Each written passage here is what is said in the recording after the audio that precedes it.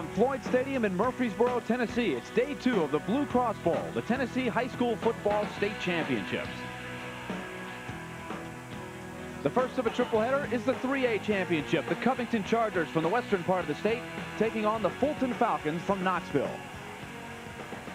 Hi, everybody. Willie Donick along with my partner, former All-SEC linebacker Nate Morrow. Nate, it's another cold, raw day here in Murfreesboro, but these teams are ready to play. It is a cold day, and I know these guys are out here warming up early, and they are warm, they are ready, and they're ready to go play football. Now, let's take a look at some of the key players for today's game. First, let's start for the Covington Chargers. They want to run the ball, and they do it with Michael Granberry. Michael Granberry is a great athlete. He has over 1,500 yards rushing this year. And if he wants to lead this team to victory, he has to find his way to the end zone today. Now, Fulton played in the championship game last year. One of the big parts of that team is Jam Fine. He is, and he's one of the all-around players on this team. He plays offense, defense. He's one of the leading rushers. He's one of the leading tacklers, and he has to lead this team to victory. And I know he and the rest of this team wants to take home a state championship this year. Now, looking at the Wendy's keys to the game, starting with Covington, we have got to take a look at stopping Jam Fine, and also they've got to contain DeMarcus Stevens. DeMarcus Stevens is a great player. He returns kicks. He's a speed rusher as a defensive end, and he's a pass-catching tight end. And he was a finalist for the Mr. Football this year in 3A. And if Covington wants to win this game, they do have to control him. Now looking at Fulton, they were almost there last year. They want to win their first state title in history, and they've got to contain Michael Granberry. They do have to contain Michael Granberry. He is set to lead this team, and if they want to win this game, they need to come up, play physical defense, and try to contain him as best as possible. Both of these defenses are very physical. It's speed versus speed. Both teams scoring a lot of points, not giving up many points during this playoff run. It's the 3A championship game here from Murfreesboro. We will have the opening kickoff in a moment, right here on UPN. This is a special group. Not the most talented. Let's take a peek inside the Covington locker room. They are looking for their first ever state championship. You're looking at their head coach, Jake Linville.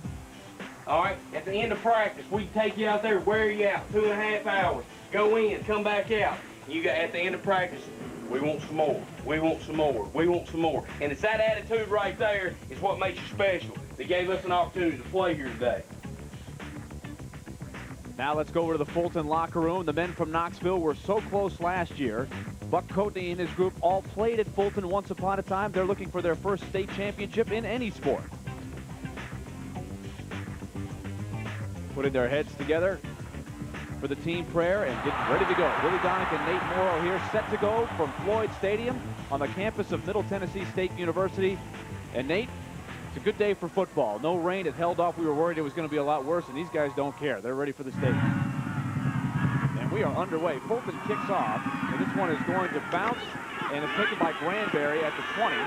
Granberry is knocked out of bounds at the 26, and already the emotions are running high. They are. Both teams here are hungry. They're ready to play. They've been working at this since early August, late July, and now it's just time. There's no more games.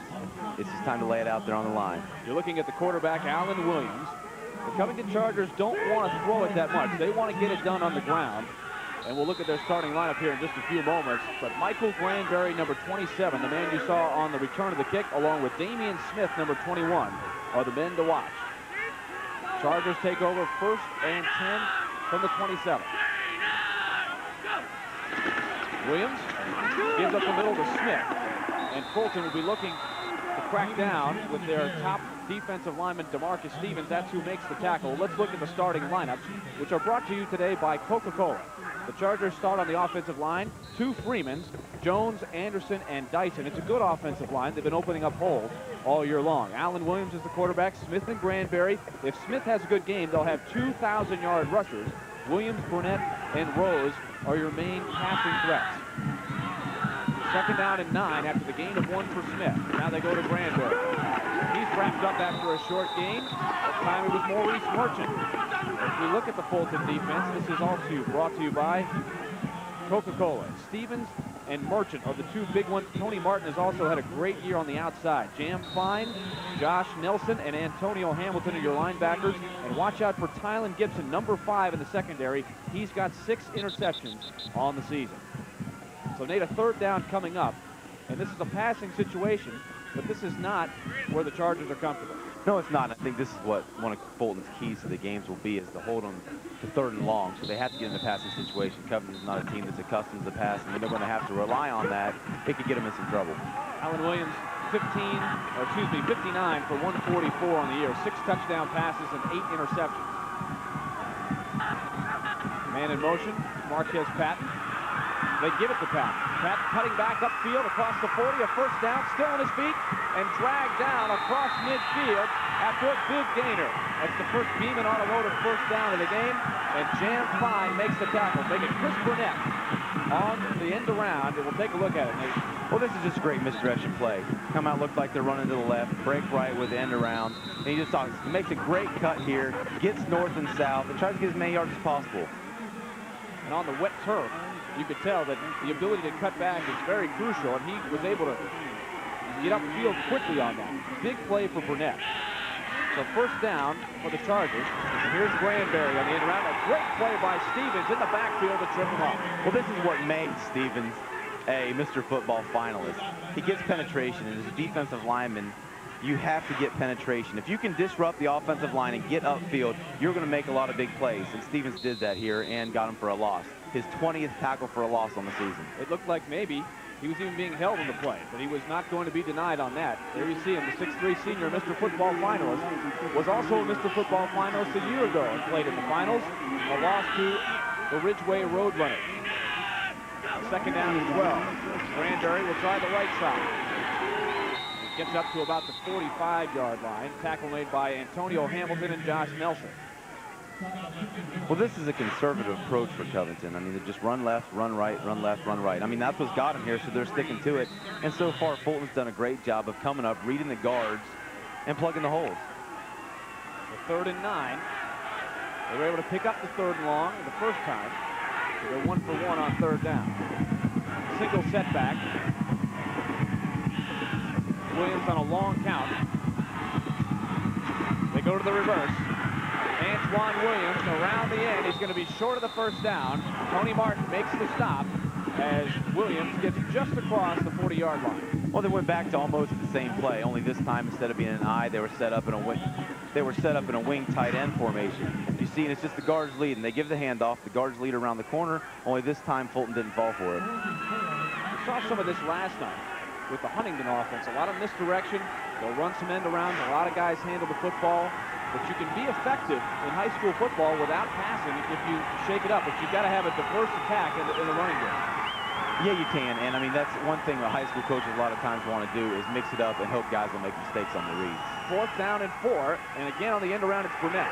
And Burnett this time cannot get around the end. Nelson and Stevens were all over that play.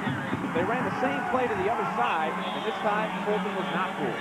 No, he wasn't. They weren't fooled at all. And really what made this play work is the penetration right here by Stevens again, slowing the guard down. Fulton, or the running back, runs into the guard, slows him down, and allows the pursuit to catch up and take him to the ground. A good job by Nelson to kind of knock the lead blocker back into the ball carry on him. So Fulton will take over for their first offensive possession. And their quarterback is Justin Long, and he has had a tremendous year. And he's going to put it in the air right off the bat. He gets it off the pile and gets him who can't hang on to the football. I think that's a smart play to start the game off here. It's been run so far, and, you know, they just do a little 3-yard hitch here, and which is really, and you see a lot of times, it's just as good as a run. You know, a little 3-yard pass, let a guy make a move, hopefully make somebody miss, and get a few yards on it. So you've got a lot of different threats on this Fulton offense. They are much more apt to put it in the air, and there you see Justin Long, who is in the shotgun. He has accounted for 45 touchdowns, 31 through the air, and 14 rushing. He's got time, throws to the outside, and it is caught. He's tackled immediately. Brandon Wilkerson makes the catch, and he is going to be short of the first down at about the 46-yard line. Tackle made by Antoine Williams. Covington's known, Willie, as having a great defense, and they've really been effective this year in shutting down the run, and I think Fulton's doing a really good thing here and trying to spread them out. You know, not allow them to line 8 guys, 9 guys up in the box, make them respect their pass. And I looked at them once they do that, you'll see them run the ball. The Falcons are clearly, statistically, the best passing team we've seen so far in the BlueCross Bowl. 3rd and short. They go right up the middle to jam fine. He's got a first down. He pushes the pile forward to the 42-yard line. Mark Goforth makes the tackle, but not before. They pick up a Beaman Automotive first down. Fine does a great job here. This is what you like to see from your back. He comes through, reads his blocks, and then lowers his shoulders. He knows he only has 4 yards to go. And for a guy that's 170 pounds, Willie, he really lowered his head and brought it to the defense. When they run, they like to run to the right with Maurice Merchant and Chad Kennedy on that right side. They got the big beef over there. Long looking deep.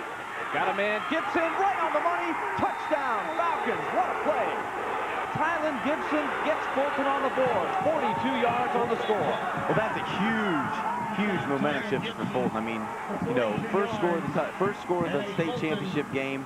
That's really going to help them, I think, if they can build on this now.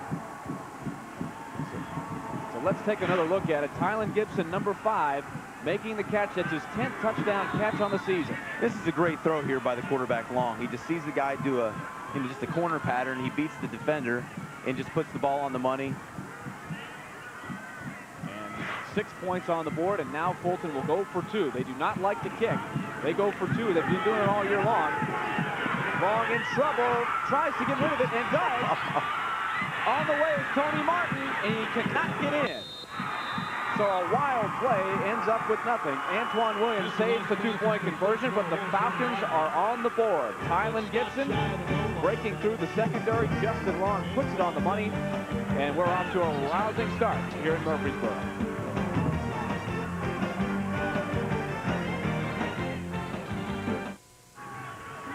So just like a year ago, the Fulton Falcons jump out to a 6-0 lead on their first offensive possession. They did it last year against Memphis Ridgeway. And here's the kickoff. And Chris Burnett on the return, and he is swallowed up. Good kick coverage by the Fulton Falcons. And Covington will have their second possession. Jermichael Mathis is the one that's going to come down and make the tackle. That's a great play, and that's what you want to see for your special teams. Young guys coming in and contributing, flying down the field and stopping them inside the 20-yard line. So now we'll see what the Chargers can do. Down by 6. Fulton lost last year. They led 6-0 and 14-12 early in the second half. Could not hang on. Here's the pitch out. And Antoine Williams still on his feet. Flag on the play as Williams is across the 25 to the 28-yard line. Sean Lane and Tony Martin combined to make the stop, but let's check the yellow. Well, I think it's going to be a holding here. I think they were holding, again, DeMarcus Stevens as he got upfield, and the offensive tackle there, Anthony Freeman, or the tight end, John Paul Rose, one of those two who were matched up over them, had to hold on to him to keep him from making another play, and I think that's what got called here. There it is. There it is right on your screen. Yep, got caught. So that'll back the Chargers up even more. This is not the field position they'd like to see. Back to the 6-yard line. Well, as a running team, the last thing you want to do is get behind and then get pinned back, because you're going to have to open it up and throw the ball down the field a little bit. Covington will go to work. First down and 21.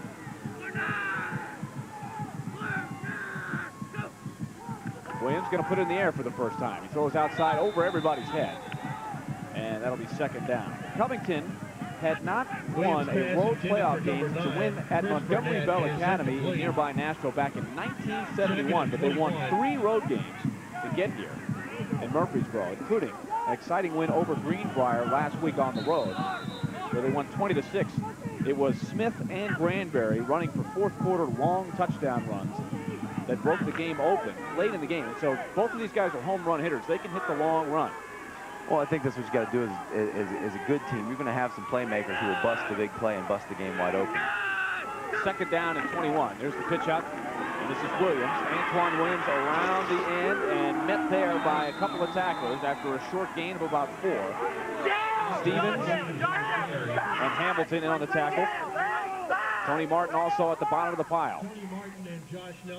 Well, this is just a typical sweep here. I think they saw the wide side of the field and wanted their speed guy to try to get outside. But Fulton does a great job. You see DeMarco Stevens there chasing him down from behind, and a whole host of Fulton defenders just, you know, stretching him out to the sideline, which is great technique, and then just all of them getting there to make the tackle. 3rd down and 16. So a tough play coming up here. Williams on a play fake. Looking deep down the field. Throwing deep for Burnett. It's tipped up and falls to the turf. Burnett went up and tried to get it, but it'll be incomplete in 4th down coming up. This is a great play here. Just, you know, just another post pattern similar to what Fulton did to score. And the Fulton safety here just comes up and makes a great play on the ball. Just stops, see a little slip there, the turf coming into play a little bit. Number 2, Brandon Wilkerson is the guy who jumped up and made the great play and, you know, causes Covington here to punt. Pin back deep. You got to wonder, though, if they're going to bring the punt rush on this. Here's Brad Colston, the punter. He gets it away. It's a high, short kick. Gibson coming up, and he fumbles it. Ooh. It's dribbled, and he gets crushed. The ball is loose. Let's see who came up with it. Big pile up, and Covington has it. It was number 15 for the Chargers, Mark Goldforth, that came up with it after Tylen Gibson had his hands on it twice. It bounced up, and then Gibson took a vicious shot. He did take a vicious shot, and that's going to fire up this Covington special team and fire up this Covington offense, and that's what you want to see to turn the tide of a game.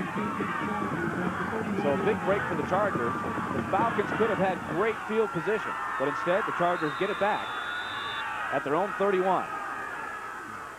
So Gibson tried to come up and get it. He's a dangerous kickoff, punt returner, kickoff and punt returner for that matter. But the first big mistake of the game. And here's Granberry through a seam, and he's tackled at the 37. A good job there by Marquez Patton with help from Demetrius Matthews. Well, I like what Covington's doing here. They just got a big break, you know, a turnover. Time the chance to get in there and score again, and they go back to what they do best. Pull the guards, give it to their ball carrier, and let him run up the middle, 5-6 yards, start chewing up the field and just getting down there slowly and putting time off that clock. Jake Linville, I saw him quoted in an article. He said his offensive line is really getting it down. It took him a long time. He used some guys on that offensive line that had never played that position before. And so guys like William Dyson, Roby Anderson, not big guys, they've learned how to pull and be effective without being a big, beefy offensive line. 2nd and 4. Here's the pitch out to Burnett, and he is taken down in the backfield. A big loss. Antonio Hamilton with the big play with help from Stevens. And I got to tell you, that is a great tackle.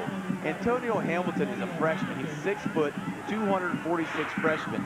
The only freshman on this defense. It just makes a great read, breaks down, and just knocks the guy right off his feet. So a big loss after a good first down play. Now it's 3rd and 9. This Fulton defense and this Fulton team lost 18 starters off of last year's team. Well, that's what, and that's what you got to like, is it takes character to lose that many guys and come back and get in a game like this again after you're picked to finish mid to last in your region. Yeah, reloaded. And here is the play fake, the throw outside, and it's complete to Goforth. And he is tackled at the 39. Hamilton again in on the play.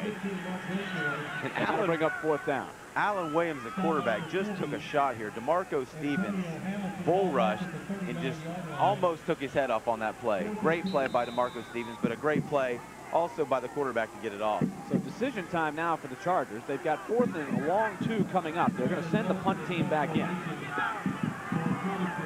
And here is Brad Coulston for his 2nd punt, if they do indeed punt. Here's the snap. No rush on, and Coulston gets away. This one is going to be fielded by Jam Fine. And he is gang tackled immediately. Great coverage by the Chargers. And Fulton will get the ball at their own 37. 26 yards on the punt. And we will take a break. 2:58 to go. Falcons with a 6-0 lead over the Chargers. No, it's not Atlanta versus San Diego. We're talking Tennessee state title. So the Falcons go back to work on offense. Fulton has a 6-0 lead after the touchdown pass from Justin Long to Tylen Gibson. And after the fumble by Gibson, they'll have their 2nd possession. Here's Jam Fine. Big hole on the right-hand sweep. And he loses the football, but it goes out of bounds. And it'll be close to a first down. Let's take a look at the starting lineup for Fulton, which is brought to you by Coca-Cola. Jam Fine is a big part of it. Let's look at the offensive line. Kennedy, Merchant, Nelson, Engel, and Lee.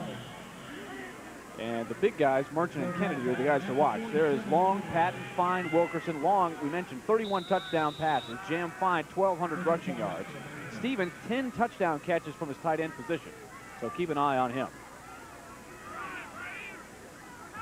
So it is a first down, but they are going to perhaps measure to see. Well, you see so there. Maybe it's not. It's going to be very close. You see there again, the ball slipping out. And this is a cold day on a little bit of a wet turf. And, you know, when guys who are not accustomed to playing on turf or this cold weather, then a lot of times you're going to see that guys aren't getting as good of a grip on the ball. They're not tucking the ways in. They're hitting that turf, which is harder than the natural surface. And when they're hitting, it's bouncing out. And, you know, you got to wonder if that's going to play a factor in this game and deciding the outcome of this game. I heard Drew Bennett of the Titans say this one time, too. When you wear gloves, and a lot of the receivers these days wears gloves, when you have a wet turf and those gloves get a little bit wet, sometimes you're better off without them. So it's kind of a tough decision. Some of these guys have not ever had to face that. First down. The give is to Fine. Cutting back right up the middle. Still on his feet, pushing through the pile. Wow. And all the way to the 41-yard line. A first down carry. Mark Goforth makes the tackle. And let's take a look at that Charger defense brought to you by Coca-Cola. Here are the Chargers. Pruitt, Randall, Mason, Adams, and Dyson up front. A 5-man defensive line. 3 linebackers and 3 safeties. Goforth, the one that just made the tackle. Williams, Burnett, and Granberry, all two-way players in the secondary. 2:17 and counting here in the first quarter. The Falcons will go back to the shotgun. Spread out Covington. Covington's defense has only allowed 10 points a game. And that's why. Big sack right there by big Nathan Mason. And that is just the play that the Chargers needed. Let's go down to the third member of our crew, Greg Pollard, who's standing by. All right, guys, I'm here with Scott Wilson from Blue Cross Blue Shield. Scott, you guys have been involved with this championship game for about 4 years now. Why are you guys involved in it? We reach out to the communities in Tennessee in a lot of different ways. We sponsor the senior games for our seniors, and we have a walking program for other folks, and this is how we reach out to high schoolers. Well, wonderful. You know, we understand that it's during these times of budget cuts and cutbacks and different things in high school football, you guys are playing an important role in helping us bring this not only to people across the state of Tennessee, but also these athletes certainly appreciate it. I understand that for the champions, you guys have a special gift also. We do. We wanted to kick it up a notch and go like the pros, and we have a special state champion hat that we're going to present to the winners of all the championship games, just like here with Fulton versus Covington. Absolutely. Wonderful. Guys, this is Scott Wilson from Blue Cross Blue Shield. Once again, we thank you guys for being a part of this and assure that people across the state of Tennessee are happy that you guys are involved. Thanks a lot, Greg. Justin Long scrambles on second down, but a flag down on the play as he does so, and this is going to back up the Fulton Falcons even more. And if you look back to last year's game. On the offense, 10 yards, you spot the foul, repeat second down. It almost looks like deja vu. They jumped out 6-0 on Ridgeway, and Nate, in that game, poor execution early in the first half hurt them with turnovers. We've already seen one today by the fumble by Gibson, and in penalties, they had 6 penalties for 63 yards in the first half, and then they had a 15-yarder on the first play of the second half. So Buck Coatney is seeing, I'm sure, visions of last year's game, and those are ones he doesn't like. There's a little toss out to Jam Fine, and he's tackled in the backfield for a loss. Goforth again in the backfield. He has been very active early. He has been active. What Fulton's trying to do here, they have been somewhat successful this year on doing a little end around to DeMarco Stevens, their heralded tight end. And they know that Covington's been scouting them, preparing for them, and so they know that play. They know Covington know that play is going to come. What they did here was extended that play. They faked the end around to DeMarco Stevens and then tried to dump it off to their other big guy on Fine. However, Covington did a great job of reading this defense and stopped for another loss. How about this? 3rd and 39 coming up. They have got to get all the way to the Fulton 32, and they're on their own 29. Quarterback draw long. Another flag on the play. Big hit. And a gang tackle at the 35. So the Chargers starting to feel good about their defense, starting to buzz a little bit. Flag on the play as Pruitt and Goforth make the tackle. What is the last thing you want to do if you're Fulton? I mean, you're up 6. You had a big play to get up. And now the last thing you want to do is allow Covington to start getting momentum, start creeping back in and start believing a little bit more in themselves and let them back in this ball game. And they're doing that with silly mistakes, holding calls, and really being in 3rd and 30-so yard situations. Let's check the flag. And they're going to wave it off, so no penalty. And I'm not sure Covington would have accepted it anyway, as that brings up a punting situation. The punter is Ryan Ferguson, and so he will boot it away. Back deep, 2 Chargers. Burnett is 1. And that's the guy they want to get. It's Tyrone Avery also back there. And we've got a whistle before the snap. Covington had a player late getting on the field. I don't know if they had miscommunication. Which that's why they take the timeout. They called the timeout, that's right. So a 6-0 lead for Fulton here in the first quarter. Both crowds, I'm really impressed with them. Last year, it was probably the lowest crowd of the 5 games, the 3A games. Today, a lot of energy in this stadium from the get-go. Well, that's what you like to see. I mean, that's what high school football is all about. I mean, it's taking a community and rallying around your school and the programs that are in place for your kids in that community, and then bringing them together in friendly competition. And it's great and I think warming to see so many parents, so many fans from communities that are so far off that care enough about these kids to come out here and watch them compete in something that they've worked very, very hard for and are very, very proud of. There you see the coaching staff for Fulton. Every one of them played at Fulton High School once upon a time, but they have never won a state championship. So now we're ready for the punt. There you get a good look at Ryan Ferguson. Just 10 seconds left here in the first quarter. Fulton got on the board, 42-yard touchdown pass from Justin Long to Tylen Gibson. The punt is blocked. The punt is blocked and picked up by the Chargers at the 18. What a play by Antoine Williams, who broke through and blocked the punt. And hey, Willie, special teams is 1/3 of the game. I think a lot of times, especially in high school ball, people forget about the special teams and just think it's for the underclassmen. But you can see here, as they break through the line, block this punt inside the 20-yard line, the effect that this is going to have on the game. So it's not just underclassmen going in to get some playing time. It's a big part of the game, and I think will be a momentum shifter, and you've already seen it twice with Covington recovering the fumble and then blocking a punt. And Granberry came within inches of scooping that ball up and going in for an easy touchdown. Now we'll see if Covington can convert from the 18. This will be the last play of the first quarter. Here's the counter play back to Damian Smith, and he does not fool DeMarcus Stevens. I'll tell you what, Stevens looks like he is as advertised as the Mr. Football. And that'll do it for the first quarter. The Fulton Falcons lead Covington 6-0.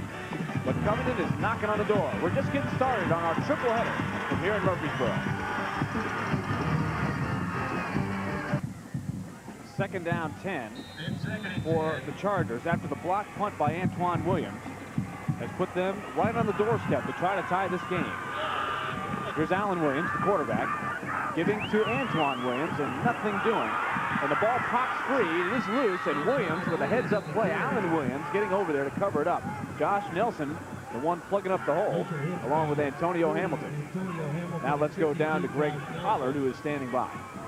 Willie, you're right. Number 99, DeMarco Stevens, he is everything that he's been hyped up to be. I've had a chance to talk to a few of the scouts from the college level who are here to watch him today, and they really like this kid. They feel like with his 6'3" frame and 207, 210-pound body, they have nothing but upside potential with him, and he can become a great player on the next level. The thing about him, though, today, as you watch him, he's going to be in on every single play. He's on the defense, he's on the offense, he's on the punt block, the punt return, everything that Fulton does, he's going to be involved in the game.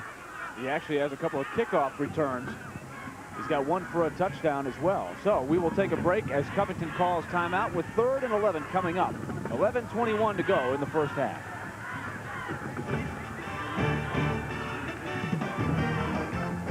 Chargers are at the Fulton 19-yard line. Keep in mind they've only kicked 1 field goal all year long, so they may be in 2-down territory here.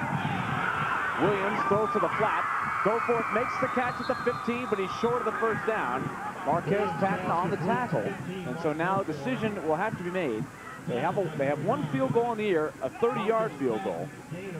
Well, I think it's Covington. You just got to do what you're comfortable with. I mean, if you are confident in your kicker and you think he can come out and do it, and it's short enough, then we're going to bring him out and let him earn his keep.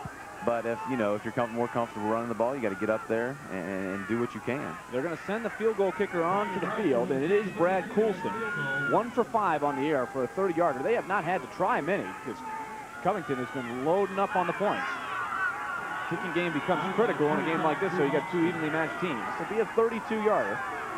Snap is good. Kick on the way, and it is off to the right and no good. So Covington not able to cash in on the block punt.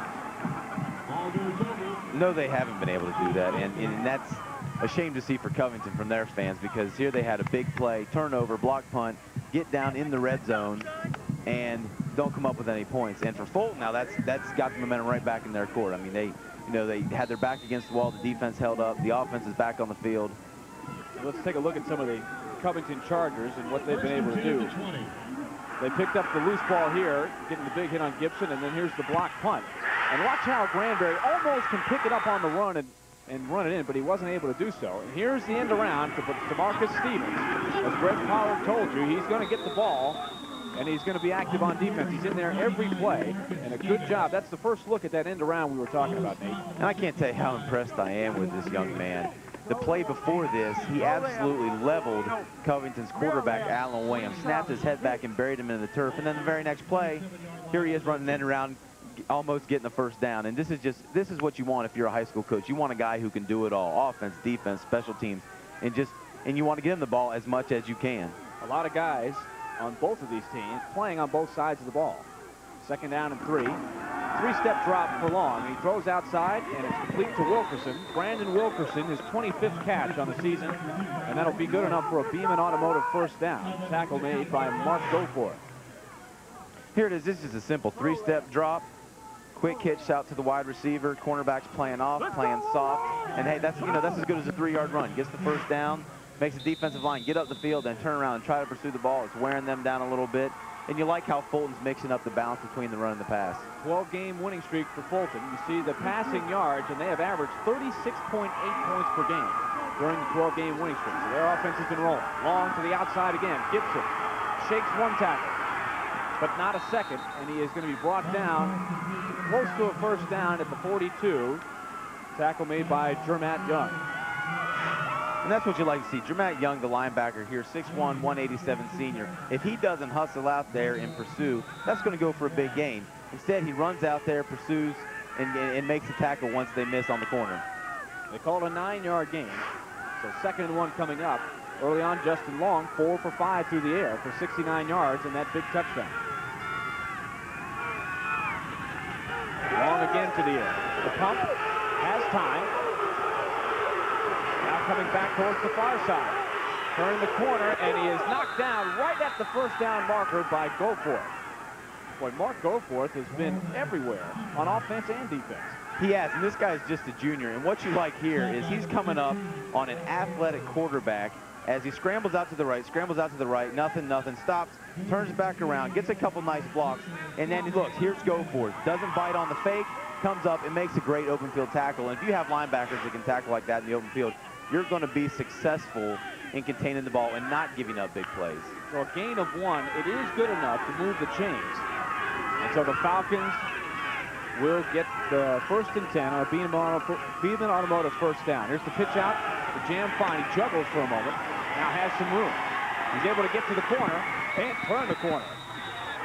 All the way to the 35 before Burnett knocks him out. And I want to tell you, I hate to say his name again if we're just harping on him, but the block that made this possible was by the tight end, DeMarcus Stevens. He comes around, and he just makes a perfect seal block right there. You saw it on the corner of your screen. As Fine just outruns the rest of the defense and gets up for the first down. But DeMarcus Stevens runs the ball, blocks the ball, and is doing it all. And that's the kind of stuff you have to have from your big players, along with Fine getting the first down that you need to do to be successful and win this game. A 17-yard run for Tim Fine. First down at the 35 for the Falcons. They go to Fine again. Great hole on the left side. Great blocking downfield. He's down to the 10. Another big carry. Jermatt Young ran him down from behind, but not before a gain of 26. And I think the Fulton fans here are reflective of what's going on the Fulton sideline and out on the field. And that's just that the momentum is building and building and building. And they're just marching down the field on this vaunted Covington defense. Boy, did he get 2 or 3 great blocks on that play. Just textbook. When Fulton has executed, they have moved the ball. They have done nothing more than stop themselves at times in this first half. They got a chance to go up by 2 scores if they can punch it in. The option, long, is swallowed up from behind. Great job on the pursuit by number 89, Adrian Pruitt. He ran down long from the backside. And that's one of the best ways to stop the option right there is catching from behind. And it's a difficult thing to do, and a great play by the defensive end here. Because if that quarterback is rolling out and someone from the front side slows him down, that guy flying in from the backside is going to come and hit him right in the middle of the back and knock that ball loose when that happens. So it's a great play by Pruitt. He needs to continue to do that when they come out in this option front. This is a theme we'll be talking about throughout the afternoon. Neither one of these teams do much as far as field goal kicking, so there's always a chance to stop the drive. Long to the end zone. Got a man open. He is caught. Touchdown inbound. DeMarcus Matthews pulls it in. A perfect throw by Long, and a 12-yard touchdown for the Falcons. And I like that here. Even though they don't have to, here is a high school junior, 16, 17 years old, running a great corner pattern.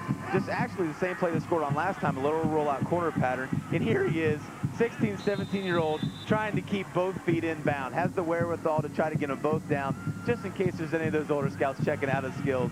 They know that he's got that field presence of where to get his feet in. And he does drag the second foot there. Great job by DeMarcus Matthews, his 18th catch on the season.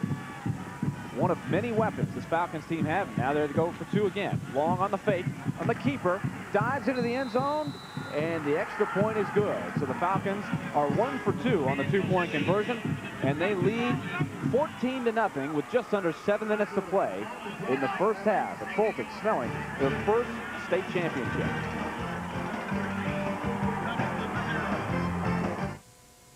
Take a look at the Battle of Stones River once upon a time. Back in the 1860s, that would be the Civil War, would it not be, Nate? I think so. I think Vanderbilt grads, we're supposed to know that. We're supposed to know that. I was a history major, so you would hope I would know that. I can't tell you who won the Battle of Stones River, but I know it was in the Civil War. Okay. Back to football. Fulton kicks off leading 14-0, and the kick is taken by one of the upbacks and downed, and that was Goforth who made the catch right at the 25-yard line. So a critical drive coming up now for the Chargers.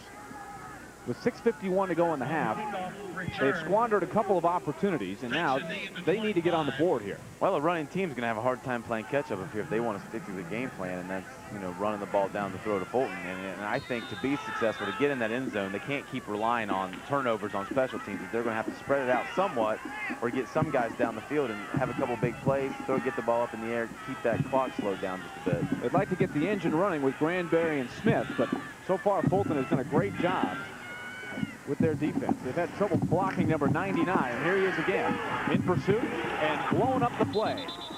Watch number 99, DeMarcus Stevens. Josh Nelson was there as well, but watch 99 on the outside, Nate, just blowing away the lead blocker. I mean, this is what college scouts will drool over. Here he is, has the presence. He has contain on this play. He doesn't get cut, fights off the cut block, stays outside, keeps his inside pad on the ball carrier, keeps his outside arm free, not to allow him to get outside of him, and comes up and makes the open field tackle, holds him up enough for the pursuits come, and here they are for a loss. His, 21st now, tackle for a loss. Damian Smith is 5'5", 167. He is really having trouble blocking the 6'3" DeMarcus Stevens.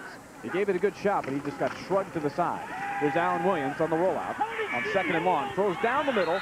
Goforth couldn't quite come up with it. Good job by Marquez Patton to make it tough. That is a nice play. Just a little crossing route here by the tight end.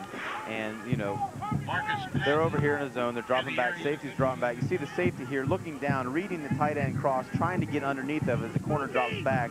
And here comes the other safety behind and comes in and makes a great play. Really closes on the ball hard there and makes a great play to break this play up.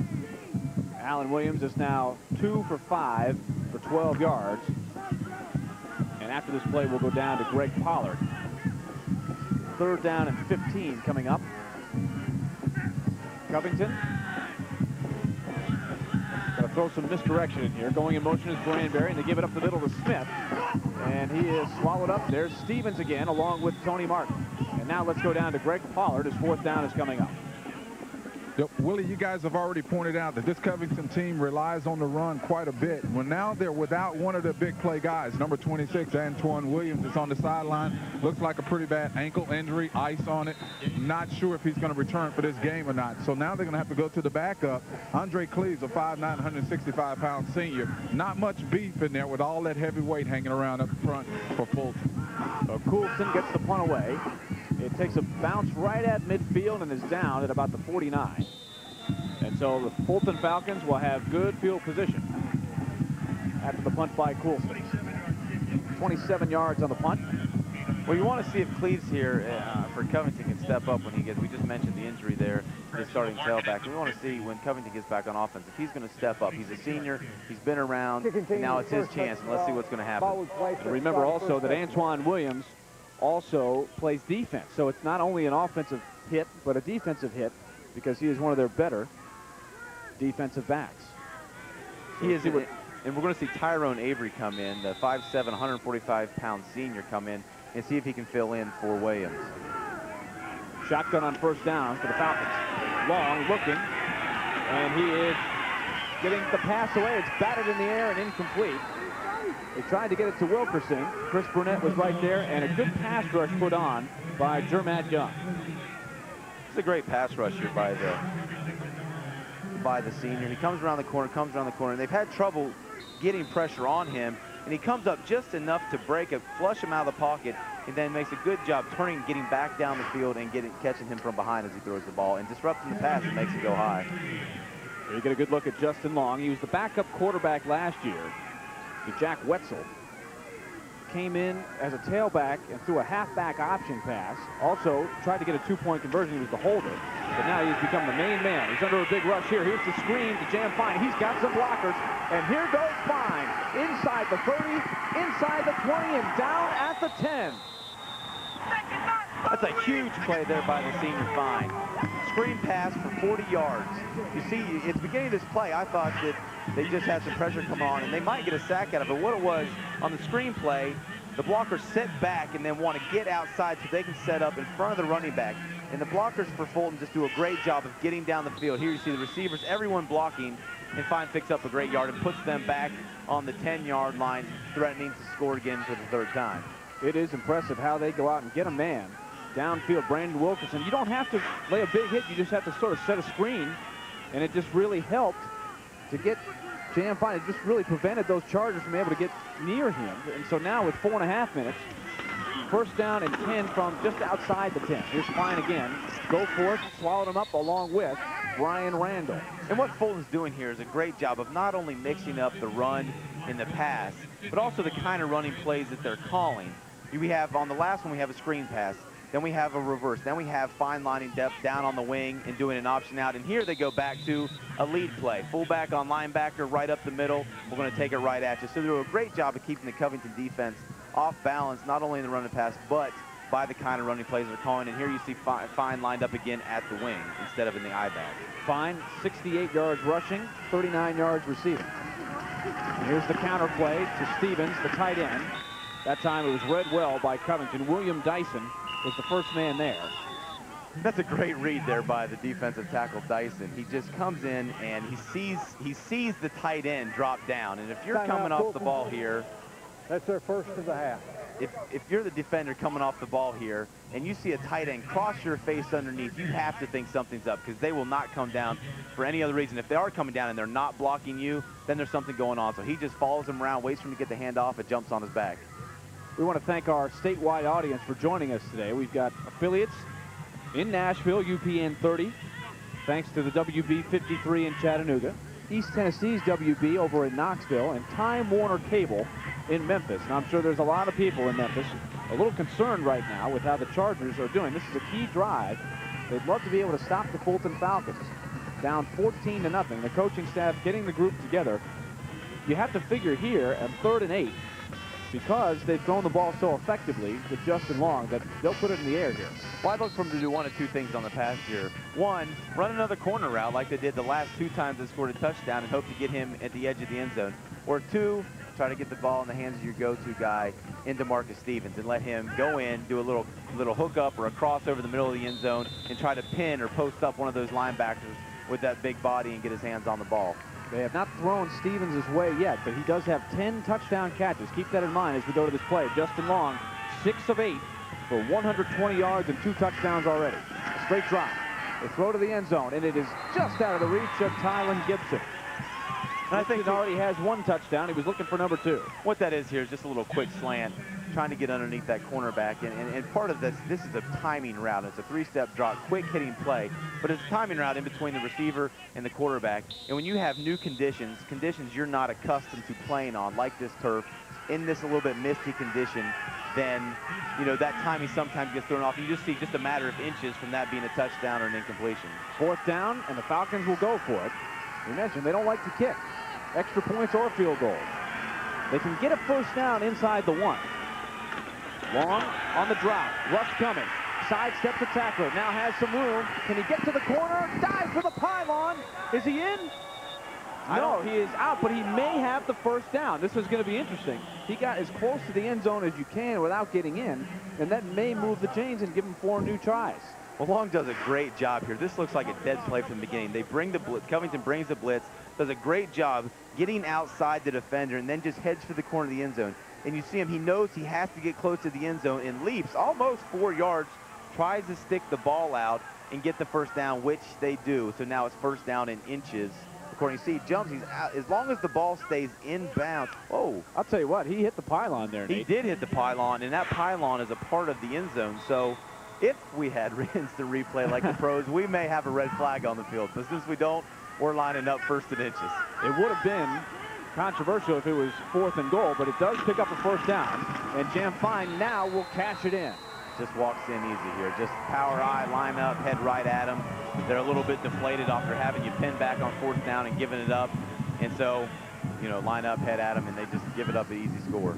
Critical play on that 4th down. Jermad Young, the middle linebacker, came flying in and just missed. He had the arm tackle, and Long just was able to sidestep him to keep the play going.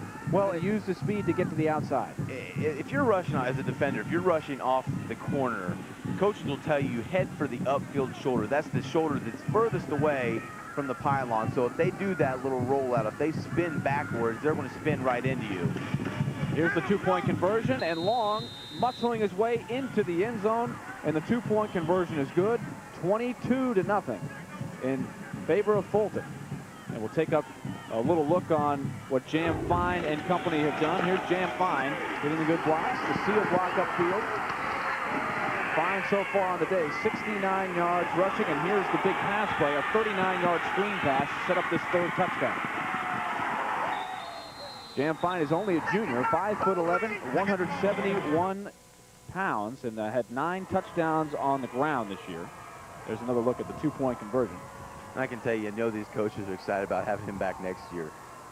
He's one of these players that just seems to make things go.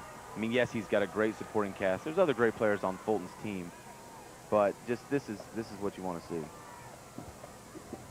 So Fulton in complete control right now. 3:24 to play in the first half. Their fans going wild right now. They remember what happened last year, where they couldn't quite get it done against Ridgeway.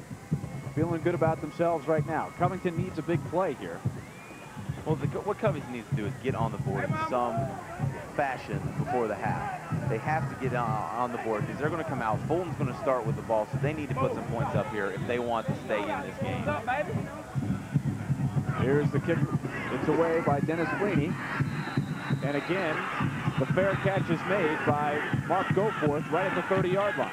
And I'm not sure why I understand coaches a lot of times say short kicks, fair catches. We don't want them to get, we don't want the guy catching the fumble. They're not as accustomed to catching kickoffs. But here you have Goforth, a good athlete, and the tight end. So he's used to catching the ball. And there's not many blocks in front, and it's not a high onside, or it's not a high kick, but just really almost a little bit of a drive right to him, and he's not taking off. 3 minutes and 21 seconds to go. And you got to wonder here, Willie, how this lack of kicking ability is going to affect this game. I mean, neither team seems to have a strong kicker. And a timeout is called by Covington. This is the second time that they have had to call a timeout because of a little confusion from the sideline. There, as you look at Jake Linville, he's not happy about having to burn that last time out there. No, they're not. And what frustrates coaches the most is lack of communication. Things that are preventable, things that shouldn't be a problem and that are, and really are sometimes a telltale sign of a team that's starting to sort of unravel. Things, miscommunication, too many guys on the field, not enough guys on the field. Players doing things that they aren't used to doing, and you got to wonder if this 22-0 score is really taking effect on Covington, who is not used to being down this much in a game.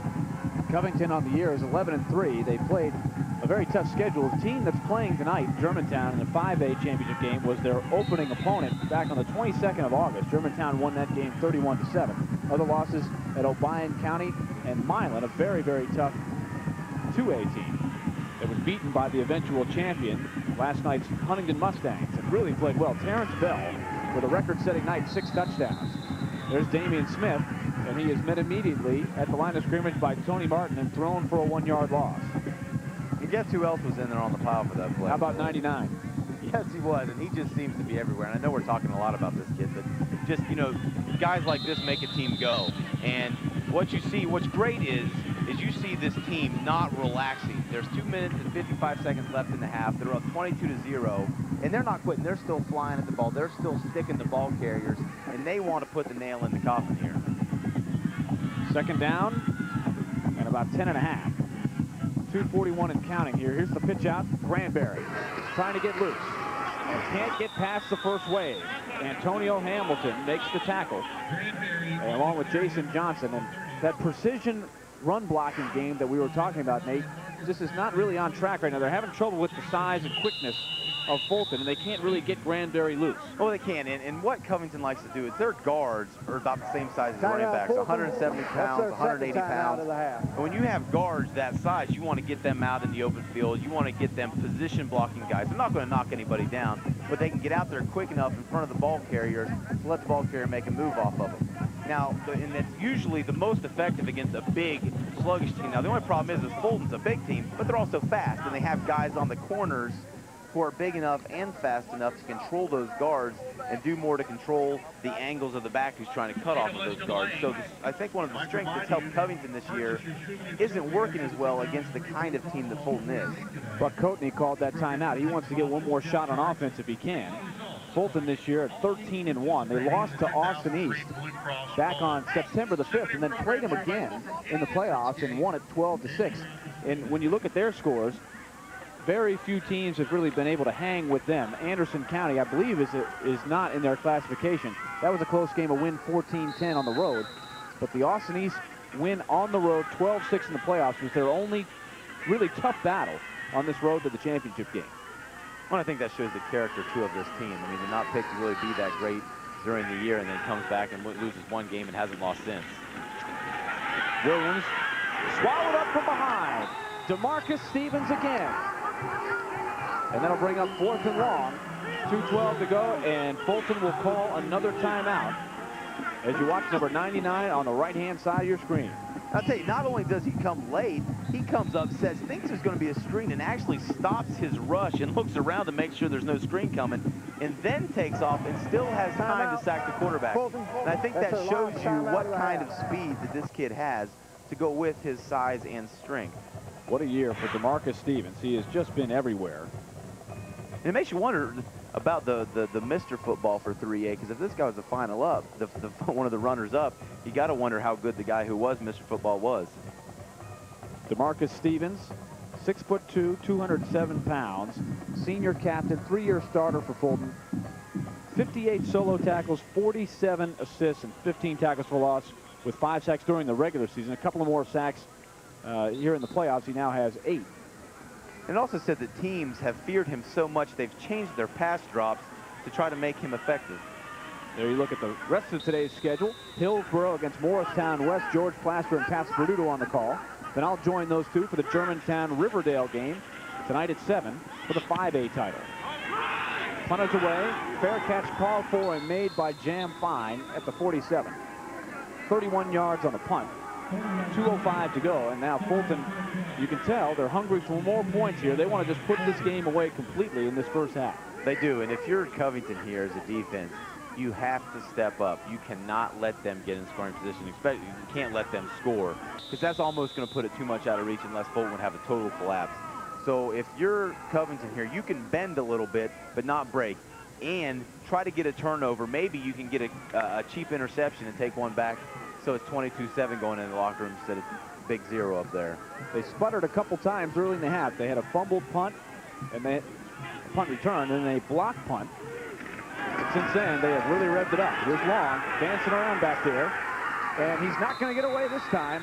Adrian Pruitt wrapped him up and slung him down.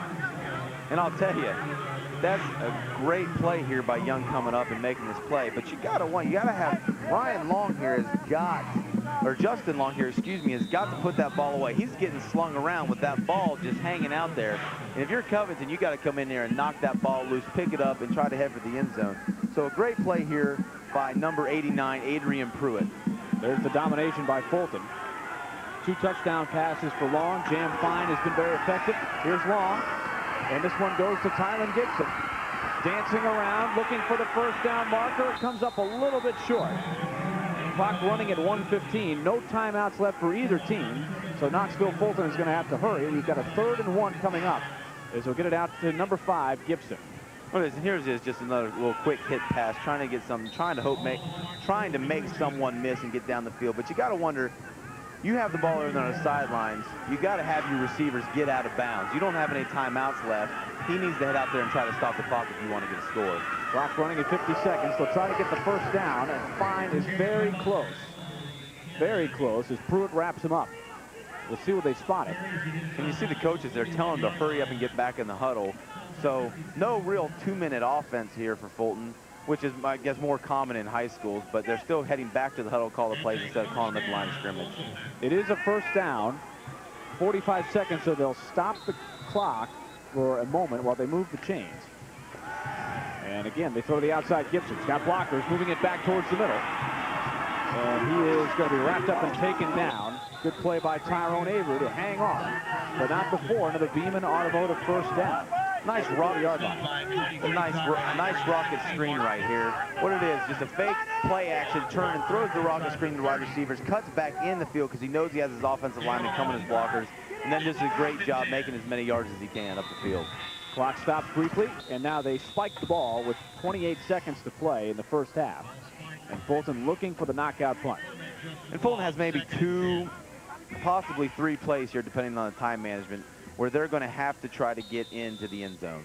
Remember, coming up at halftime, Skip Baldwin and Murphy Fair braving the cold for a 2nd straight day. They're set up downstairs, and they'll have some great guests for you and coverage of the next couple of games. There should be some very exciting one. Hillsboro looking for their title after 2 devastating losses the last couple of years. Tough losses to Maryville, and they'll play the team that beat Maryville. Here's Long, looping it down the field, and it is intercepted. A great play by Avery. No, they're going to call him out of bounds. I thought he was maybe in. And Mark Goetforth really thought, he's pleading with the referee. Let's take a look at it, Nate. This is going to be close. This is going to be close, and this could be a just big break for, and he is in bounds. To me, I thought he was in. That's a catch. This is high school, only have to have 1 foot in bounds. He comes up with a great break on the ball and has his right, now left foot in bounds before he steps out of bounds. You see the official here is looking right down the line, but you got to think that might be a missed call there, and unfortunately for Covington. Ill-advised throw by Long. Here's a loop down the middle for Stevens. He's got it. Touchdown, Fulton. There's DeMarcus Stevens. You were wondering when they were going to throw it his way. A 30-yard touchdown, and now that makes it hurt a little more on the interception by Tyrone Avery on the play before. And you got to wonder here, Tyrone Avery came in for Antoine Williams, who is the running back / defensive back who got hurt, and came up and just almost patted him on the back there as he went in the end zone. I'm not sure if he would have been able to knock him down or just bounce off him. Yeah, I was going to say, maybe he knew what was coming if he cut did his look. losses. Yeah, that's right. The guy is a monster. May not have won the battle, but hoping to come back and win the war. So 15 seconds. Here's the 2-point conversion. Little reverse. Gibson cutting back, and he is crushed. Huge hit. What a play there. by number 65, Joe Freeman, who was waiting for Gibson as he danced around back in the backfield. We get a flag on the play. Yeah, did anybody get that license number there? He came up and just absolutely demolished. Watch this. The back. He comes around and just, boom, that's what you want to see. I think he's taking out a little frustration there from the score before. Look at this. Gibson thinks he's in. And then Joe Freeman says, here's what I think of your little razzle-dazzle play. Well, he does, and not only that, but he says, hey, you know, don't come tiptoeing in here. You're not across the line until you're across the line. And, you know, that's what coaches say, finish the play, finish the play. And this is the second time now that Tylen Gibson has gotten stuck in the chin. First on the special teams punt return, and now crossing the end zone. This guy's having a little bit of a rough day. But it is 28-0. And it bears repeating because that was the big dagger there for the Chargers going into the locker room. And they thought they may have had an interception. It was hard to tell from the second angle that we saw. From the first angle, it looked like after Avery bobbled the throw by Long, he pulled it in and did have 1 foot down.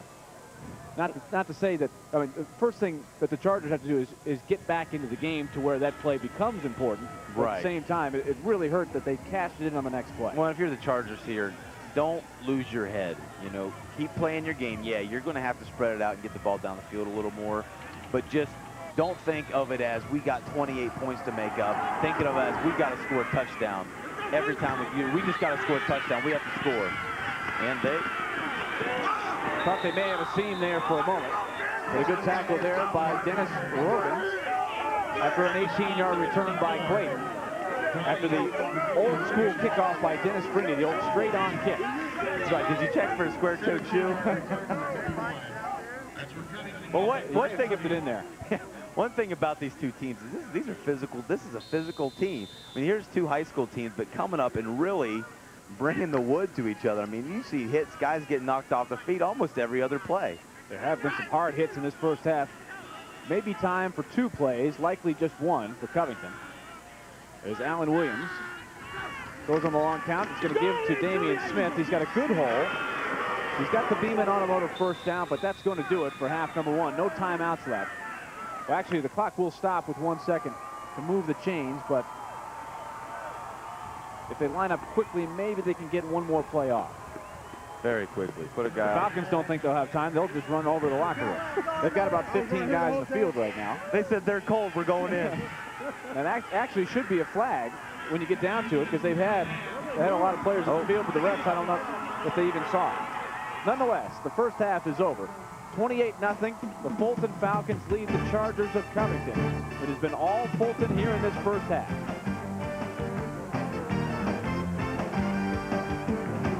Ready for the Comcast Internet Extravaganza? Call now and get Comcast high-speed internet free for 2 months with a free self-installation kit. Comcast high-speed internet is even faster now with 3 megabit downloads. Send and receive images in seconds. Streamline your daily tasks like shopping and paying bills. Or just download your favorite holiday music. Call now and get Comcast high-speed internet free for 2 months and a free self-installation kit. It's an internet extravaganza from Comcast, so call now. When you invest in a diamond, you look at the 4 C's: cut, color, clarity, and carats. When you make an investment in yourself by going to college, you should look at 4 different C's: choice, cost, curriculum, and certifications.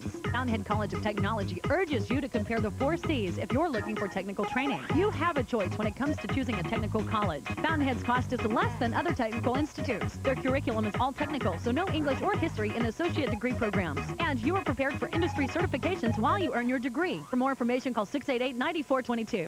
If your team needs gear, get it at Tennessee Sporting Goods. For more than 50 years, Tennessee Sporting Goods has been supplying teams with shoes, hats, helmets, bags, gloves, trophies, and more. And swing it before you buy it at our December bat sale. Tennessee Sporting Goods, our newly expanded location, is opening soon on North Broadway in Knoxville. The TSSAA Blue Cross Bowl series continues. Watch Morristown West take on Hillsboro today at 4:30, only on East Tennessee's WB. These people did something smart. They went to the 25th annual Toyotathon, the year's biggest sales event. They saw this huge event has the best year-end values, the most dependable and best lineup of SUVs ever. What a smart choice to get 4Runner. J.D. Power ranked it the most dependable midsize SUV in its class. Yes, they know Toyotathon is the smart time to buy. Hurry to Toyotathon's 25th anniversary. The year's biggest sales event is going on at your Toyota dealer now.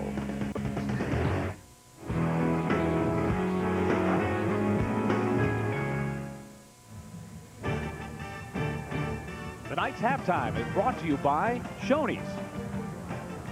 Now, here are your hosts, Skip Baldwin and Murphy Fair. And we are at halftime of the Class 3A state championship game, and it is all Knoxville Fulton. The Falcons are flying high, dominating the Covington Chargers. It is 28-0 at halftime. I'm Skip Baldwin along with Murphy Fair, the outstanding editor of Tennessee High School Football Magazine. And Murph, what do you do if you're Covington? And this Fulton has really played a great first half. Well, they have. You know, both teams came into the game with a lot of speed, and I thought it might be a pretty evenly matched scenario, but obviously it hasn't been that way. And now all of a sudden, Coach Jake Linville finds himself in the same situation that Glenn McAdams found himself last night, down big time here at the half. Obviously, they got to regroup. They really didn't need to let that last touchdown be scored. 3 touchdowns down at the half is bad enough, but now they're down 4, and they've got some serious work ahead of them. Justin Long has proven that he can throw the football. Well, he has, and DeMarcus Stevens, who everybody talks about, such a fine defensive player, has shown he can play on the other side of the line very well also, and the fine kid. They just got a lot of weapons, they really do. 28-0 at the half. Coming up next, of course, will be the 4A state championship game. It is Hillsboro High, the Burros at 13-1, going against Morristown West 11-3, but 3 of those losses came very early in the season.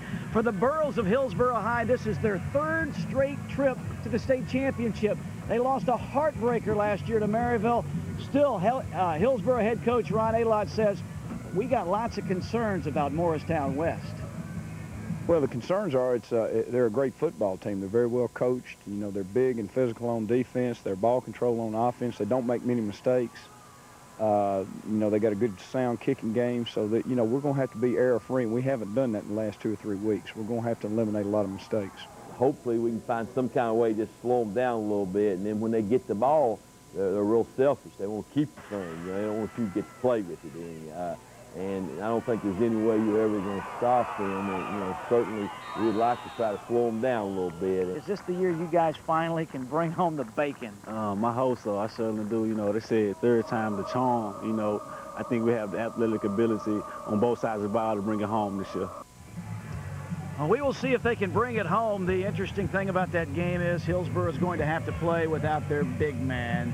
Calvin Bryant, the fullback, is out. He broke a leg last weekend in the semifinals. Certainly a great physical presence on the field, Skip, but he's also a great emotional leader, and he'll still be able to fulfill that role on the sideline. They won't have his presence, but it may help him on offense a little more speed in the backfield, but it'll be tough to replace him on defense. Hey, who's this guy to your left? I recognize this face. This is Mike Keith, the outstanding broadcaster for the Tennessee Titans, and you've got some connections to the Fulton Falcons and family, huh? I sure do. My dad was All-City in 1957 playing for the Fulton Falcons. Mom went to school there. Actually, my whole family, who's from Knoxville, basically went to Fulton. So, yeah, my dad's here. He's a little bit excited at halftime right now. And I think you're probably a little bit excited, too. If you had to pick a team, I think you're probably pulling for those Falcons. Huh? Well, I know a lot of guys on this staff. Buck Coatney, I've known for a long time, and Bob Black, Robbie Black, and everybody associated with this program. And they're quality people. They've got the kids awfully excited about playing football.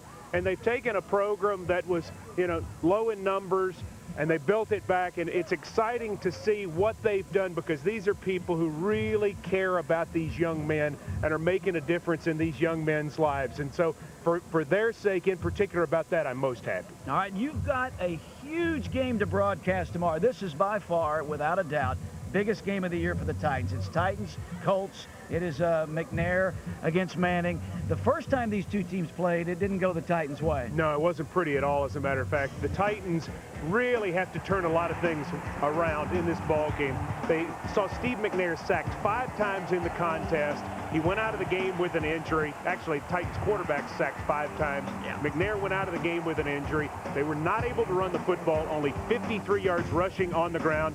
Edger and James, 30 carries for 120 yards. Peyton Manning able to get the ball downfield and make some big plays, even though he didn't throw for a lot of yards. Bottom line with this is the Titans made a lot of mistakes in this ball. Manning and company made the big plays, like this throw to Marvin Harrison. They didn't make any mistakes, and in the end, they were the more physical team on the day. The bottom line for Tennessee is they want to get back to being what they're used to being, and that is a physical team that takes the fight to the Colts I would expect that that's exactly what they'll try to do in the game tomorrow. Play very aggressive, really get after it. And offensively, you know, they're going to try to put up some points because they know when you take on the Colts and Edgerrin James, Marvin Harrison, Peyton Manning, Marcus Pollard, all the weapons they have, these are guys that can score. I think there are going to be a bunch of points scored tomorrow at the Coliseum. Mike, obviously a lot of mid-state folks and people who follow the Titans obviously know about you and your association there. But for a long time, you were the radio voice in Knoxville of high school football and did a lot of what we're doing here today. And obviously you missed that a little bit too, even though you've got the great glory job in the NFL. It's pretty special to be around these high school kids too. Well, it absolutely is. And covering high school football in Knox County and the surrounding area was outstanding. When I worked for WNOX Radio, we did a game of the week and really enjoyed traveling place to place, having a chance to see a lot of guys who've gone on and played not only in college football, but in the NFL. Mike Caldwell, a linebacker, and Chad Pennington, who I saw last Monday night in New York, are two guys that really stand out in that. You know, it's the purest form of football. It's great to see the excitement, like today on both sides. Covington and Fulton playing for all the marbles in 3A. It's really special. Well, Mike, we got great high school football today. We got a great NFL game coming up tomorrow. What a great weekend, huh? It's a wonderful weekend, and I think every seat in the Coliseum going to be filled tomorrow. It's a huge game from the standpoint that the winner takes control of the division, but the other thing that they do, too, is they put themselves in a great position moving forward toward the playoffs, maybe getting a home game, which is a big key if you want to make a Super Bowl run. Home field advantage, always very important. Before he goes, I want to hear one touchdown Titans. Here we go. Touchdown Titans! Doesn't sound any better than that. All right, let's take a break. When we come back, more halftime festivities from the 3A state championship game. Falcons on top of the Chargers, 28-0. Where the Fulton Falcons of Knoxville out on top of the Chargers, 28-0. A dominating first half for the Fulton Falcons. I'm Skip Baldwin along with Murphy Fair, and we've got another special guest for us. This is Andy McCullum as we pull out. We'll see Big Andy McCullum, the head football coach at Middle Tennessee State. Coach, welcome to the show, and I know you're not allowed to talk about any kids that are out there playing by NCAA rules, but I'm sure you're over here taking some notes and for the future, huh? There are a lot of good players, and it's a lot of good games, great coaches in this state, and it's exciting, number one, to have it here at Middle Tennessee, and because we're very proud of what we have here as far as our facilities, and to have the state championships play here, and we get to see these kids, and they get to see what we're all about.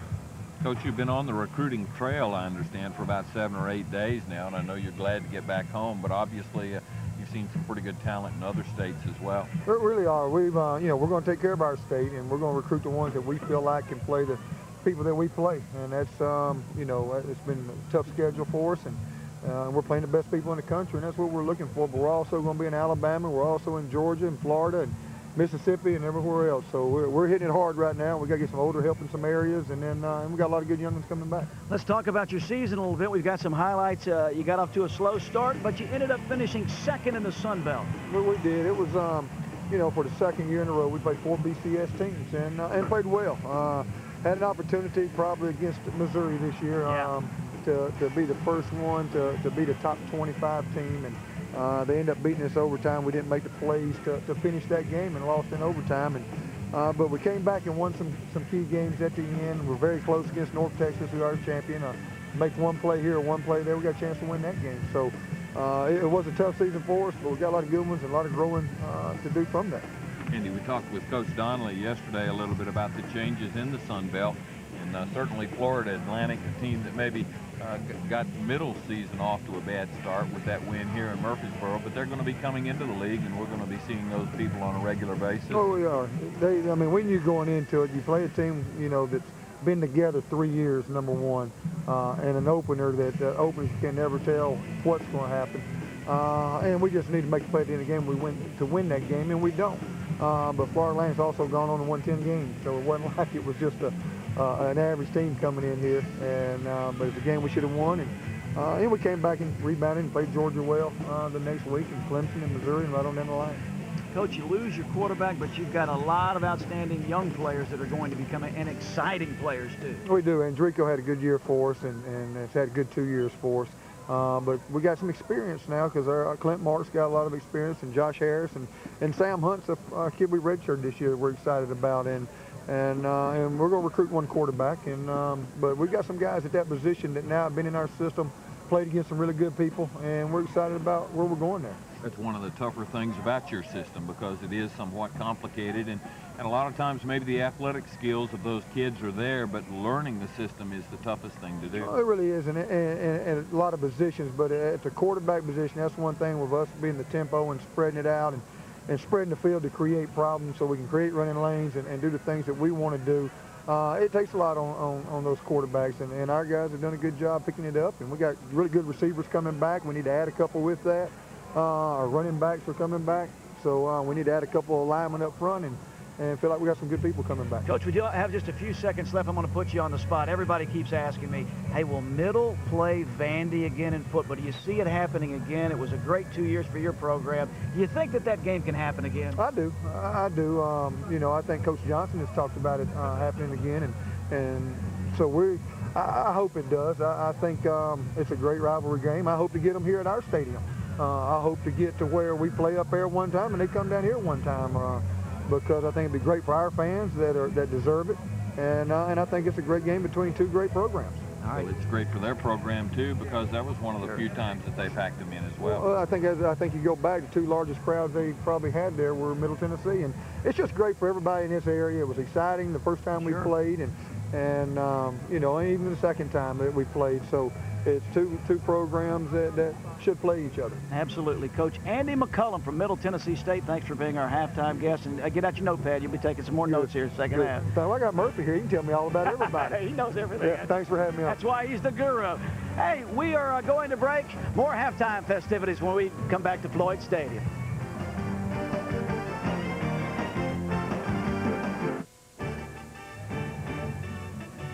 Welcome back, everyone, to the 3A State Championship game where the Knoxville Fulton Falcons are flying very high, beating the Covington Chargers 28-0 at the half. I'm Skip Baldwin along with Murphy Fair and Murph. Covington, what do they have to do to get back in this game? Well, I tell you what, they've got to, kind of like we talked about in the 2A game last night, they can't panic. They can't think we got to get all 28 of these points back in the first 5 minutes of the third quarter. You know, there's still plenty of time to get things done, but this Fulton bunch is awfully impressive, an awful lot of speed, both offensively and defensively, and I think the blocking schemes for Covington are going to have to change a little bit, and they're going to have to be a little more physical up front. Can't let Fulton come out and score early in the third. Cannot do that. Let's take a look at some of the first half highlights, and here we go. Fulton got things started early. Justin Long to Tylen Gibson, wide open down the field, and that set the tone. 6-0 early. Covington had a chance right here, Murph, with a turnover, but they didn't capitalize on that. Then I thought that might have been a touchdown there, but they hit it in there right there. Fine comes in with a score, and there would be more scoring. This is Long, his third touchdown pass. This one to Stevens. 28-0 at the half. Very impressive. And of course, and here are our halftime stats. What stands out most to me is the passing yardage and the 3 touchdowns from Long. Yeah, and the fact that Covington just really couldn't get anything together in the air. 12 yards passing, that just won't get it done. Probably we'll see Covington coming out trying to throw the ball a little bit more in the second half here because it's going to be tough to grind it out for only 24 minutes to make up those 4 touchdowns. But certainly they can't be in a situation where they don't take advantages of situations like that block punt in the first half. Murph, look at the first downs. Covington only 2 first downs in this game, although time of possession, interesting, it's almost even. Yeah, Fulton's defense has been a dominator all season long, as high-powered as Austin East was during the regular season.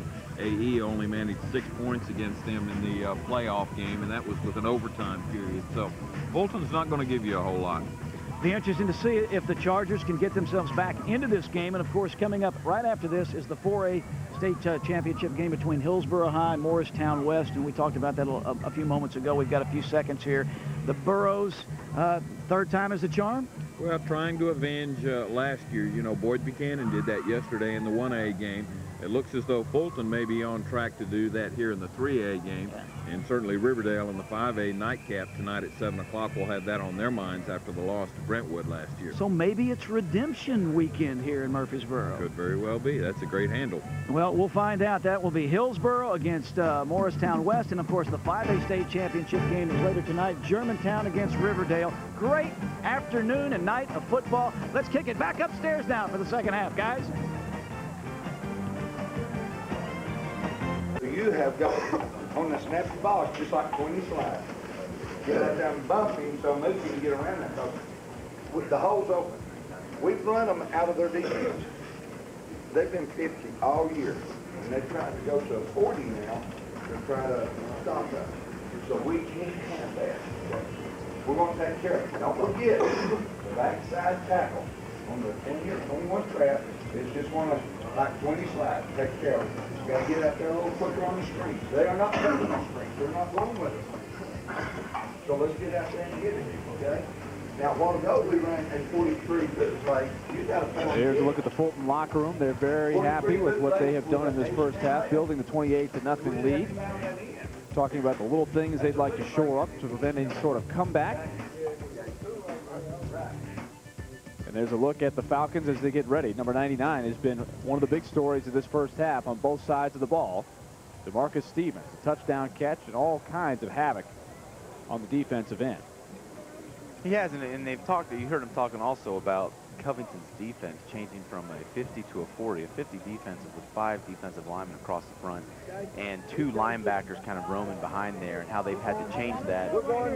They've had to change that with the 4 defensive linemen and 3 linebackers. Let's go! Go! One of the big stats in the first half, I noticed, 39 yards rushing for Covington High School in the first half, and just 5 yards on 6 carries for Michael Granberry, a kid that had 1,500 yards coming into this game. Well, we said before the game, key to the game being stopping Covington's running game, but they didn't have much of a pass offense, and if Fulton wanted to win this game, they were going to have to shut down the run, and they have done that, and you see it on the scoreboard, 28-0. I'm a little surprised how easy Fulton's offense has moved the ball in this Covington Charger defense, allowing just 9.8 points per game in the playoffs. They've only allowed one team to get over 200 yards in the playoffs, and already in the first half for Fulton, 251. Well, I mean, that's, that I think those things happen in games like this at times. A team is used to a certain amount of success, used to a certain amount of success, and you see here with Long with 176 yards, 3 touchdowns, 9 for 14, and Covington's not used to having that kind of a game on them, so you get in a game like this and things happen that way. Justin Long has been very impressive. 2,128 passing yards, 854 rushing yards coming into this game. And he has shown some good mobility back there. 31 touchdown passes, 14 touchdowns running. And he has really been as advertised. So everything that Fulton has done well to get here, they have done well today. And Murphy Fair made a good point. They lost in the championship game last year, coming back playing well today. Yesterday, Chattanooga Boyd Buchanan lost a tough game in the championship game. They came back and played much better and won yesterday. Later on today, you've got a Riverdale team that lost in the final. Well, actually, both teams involved, both games have a team involved like that. Hillsboro has lost the last 2 championship games. Riverdale in the 5A game lost last year. So maybe, and Buck Coatney said this on the way in. He said the experience last year, getting to know the routine, getting to know the stadium, that really helped his team coming in this year. Here's the kickoff. Fulton will get it. Stevens is back at the 15. He gets outside. Look out. Here he goes. He's to the 40, and he is dragged down. Adrian Pruitt did a great job to keep him from going all the way. A 34-yard return. So another good start for Fulton. What you call Mr. Everything, doing it all back there. Deion Sanders in high school. But you're right about Fulton. What you see in these teams that keep coming back is they have the hunger. They were here and they didn't get it done. And so you know that they recommitted themselves in the offseason. They said, hey, we were there, we didn't get it done. We're going to go back and get it done this year, and nothing is going to stop us from doing that. And that's what you see the attitude here with Fulton.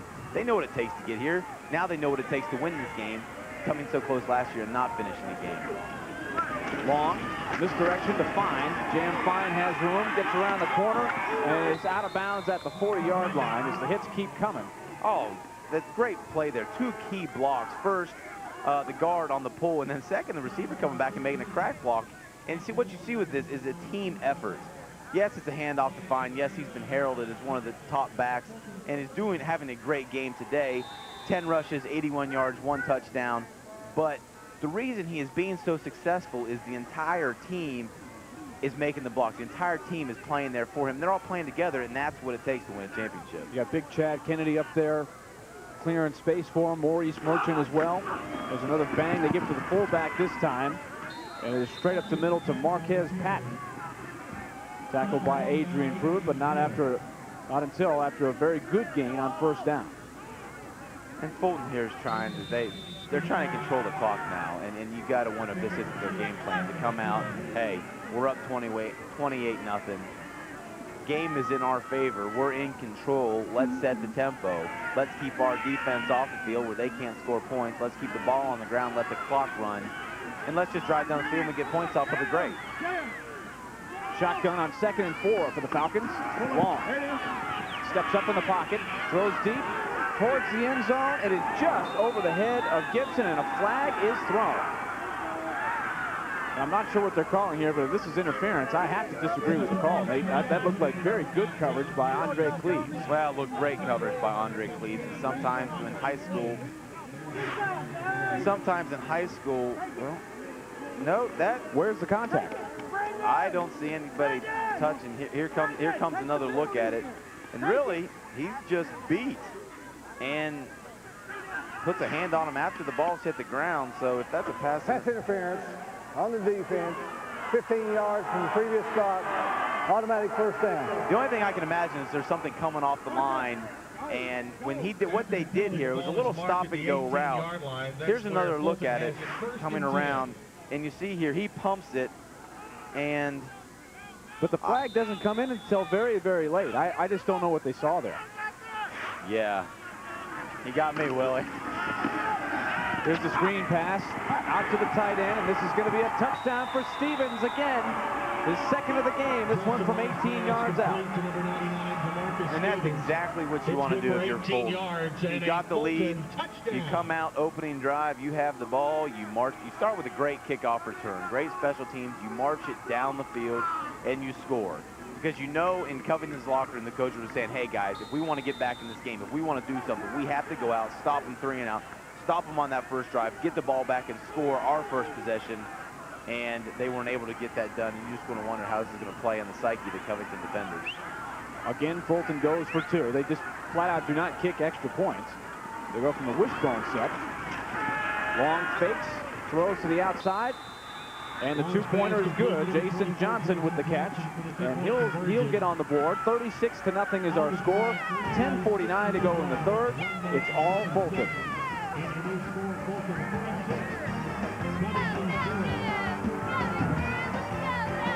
Willie Donick and Nate Morrow here with you from Murfreesboro for the BlueCross Bowl. The Fulton Falcons have built now a 36-0 lead. Here's the last 2-point conversion from the wishbone. Jason Johnson goes out into the flat. And I kind of like this going for 2 every time, Willie. I know it's unorthodox, but you miss one, you get your other one. So if you're only 50%, you're still going to have the same score as if you had made both of your extra points. And if you don't have a strong kicker, I think it's a great idea. Some of it's mental. If you just know you're going to go for it, you probably would have better success. Right. Here's the return coming. Clayton moving up the field. 22 yards for the Chargers on the return. It was actually John Burnett who caught that one. And so good field position for the Chargers, and we'll see if they can get some things going on offense here in half number 2. Well, they have to get something started here. I mean, they're down 36-0. This is their first possession coming out of the locker room. And you got to think if they get stopped here, you just wonder if they're ever going to get it going.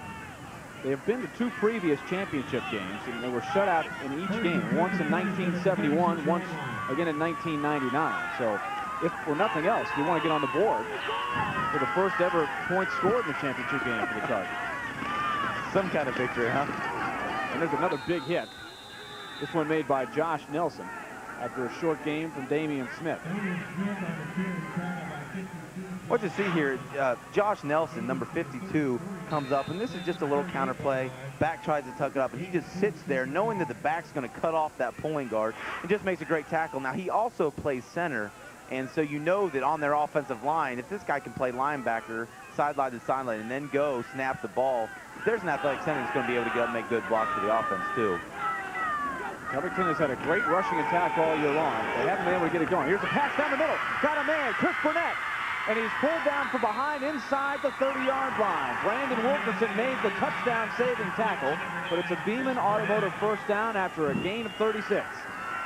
And you just got to wonder here if Fulton hasn't been lulled to sleep. Run the ball, run the ball, run the ball. And then the quarterback makes a nice throw on the crossing route for a big gain. Here it is, just a straight 5-step drop turn. And if he can throw the ball like that, you got to wonder why they haven't been throwing the ball more, because that was a great throw and catch by Covington to make a big first down. Alan Williams really gunned that one in there. First down for the Chargers. It's a pitch to Granberry, bounces it outside, trying to get the corner, and he won't be able to do it. Marquez Patton, good speed, and Granberry just couldn't outrun the flank. No, and that's the best way to take a fast back and make him ineffective, and that is to stretch him sideline to sideline. You know, he can run 25 yards, 30 yards, and only make a yard positive gain. And I'm sure that Fulton has talked about all week with the speed they have at defensive end, and they've even lined up different people at defensive end to get upfield and try to stretch those guys out. Jam Fine being one of those guys they've lined up there, and try to make him ineffective, which they did on that play, and you saw how successful it was with actually a loss of 2 yards. So a loss of 2, 2nd and 12. Damian Smith is the deep back. Granberry angling on the wing.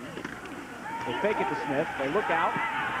Stevens almost gets the sack. Here's the throw, and it's over the head of the intended receiver. Andre Cleves was out of the flat that time. So third down and long coming up. One thing is a quarterback, you know, a lot of pressure there on the quarterback. He makes, the quarterback, Alan Williams, makes DeMarcus Stevens miss, and then Maurice Merchant comes up, number 59, comes up, and you know, applies more pressure, and that's just a great job by the Fulton defense. You know, the quarterback, hey, I made this guy miss, now I'm free, I have a little bit of time, and then there's more purple helmets flying at him. Third and long.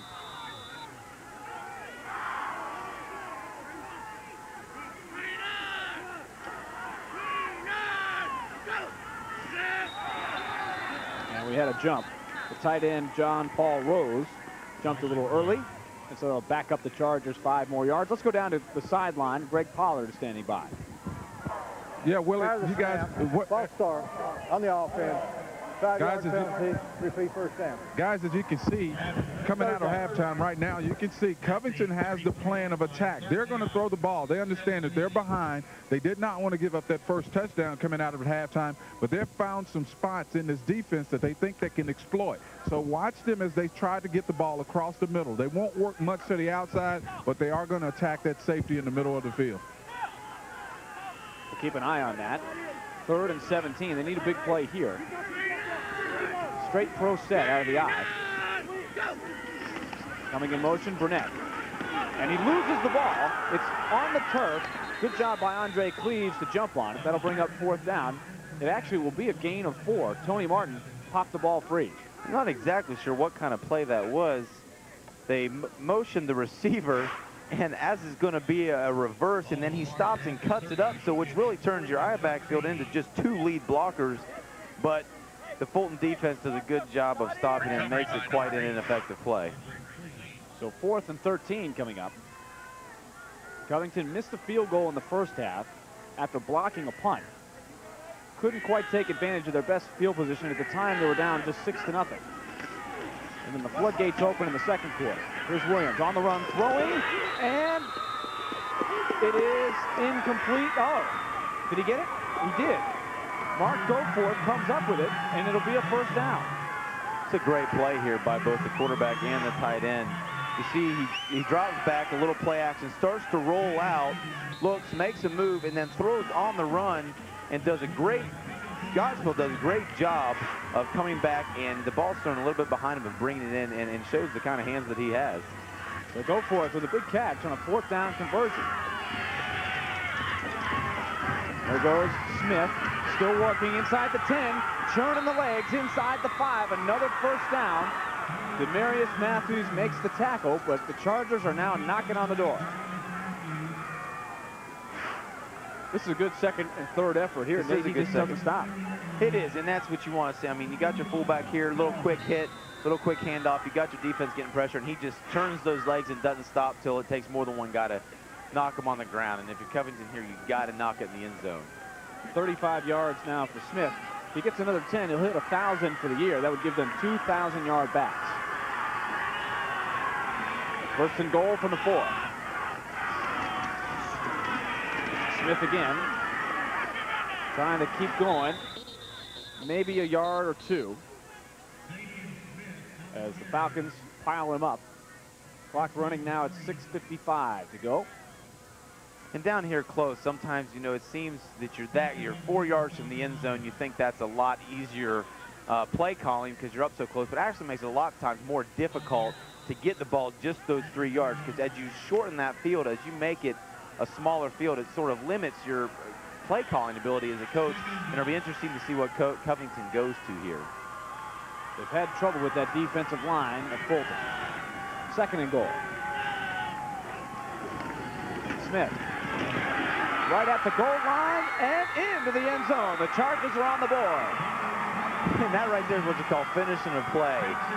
The fullback here, Damian Smith, gets the handoff and gets met really hard at the line, at the goal line, and then stops, lowers his hips, and makes a great second effort. And we have an injured player down on the field from that play. And it looks like Stevens, slow to get up, looks like he's going to be able to walk it off. And so they will kick Will Covington down 36-6. Try to get an extra point on the board. The first points ever in a championship game for Covington. Kick on the way by Coulston is good, and it's 36-7. Chargers on the scoreboard here in the third quarter. Damian Smith with his 9th rushing touchdown of the season. 36-7 in the third.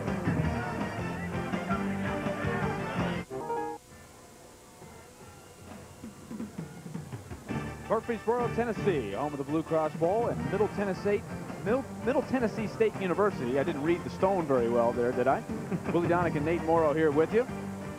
One of these two teams is going to win their first ever state championship. The Fulton Falcons leading at 36-7 over the Covington Chargers.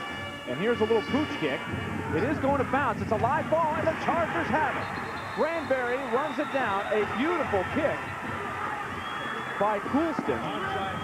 And it is right there. Great job by Granberry to field it on one hop. I'll tell you, that is a great kick. I mean, there's pro kickers that have trouble with that kick. What that is not really an onside kick, but it is. It's just a pooch kick that they will get up in the air long enough just so it hangs, so it allows your kickoff team to get under the ball. And they do, and Covington does a great job of getting under the ball. Michael Granberry makes the recovery, and good call by the Covington coaches, and they have the ball almost to the 30-yard line. Perfect kick by Coulston. Could not draw it up any better. Play action fake. Williams is swallowed up by Stevens. DeMarcus Stevens now has 9 tackles, 2 sacks, 4 tackles for minus yards, plus 2 touchdown catches.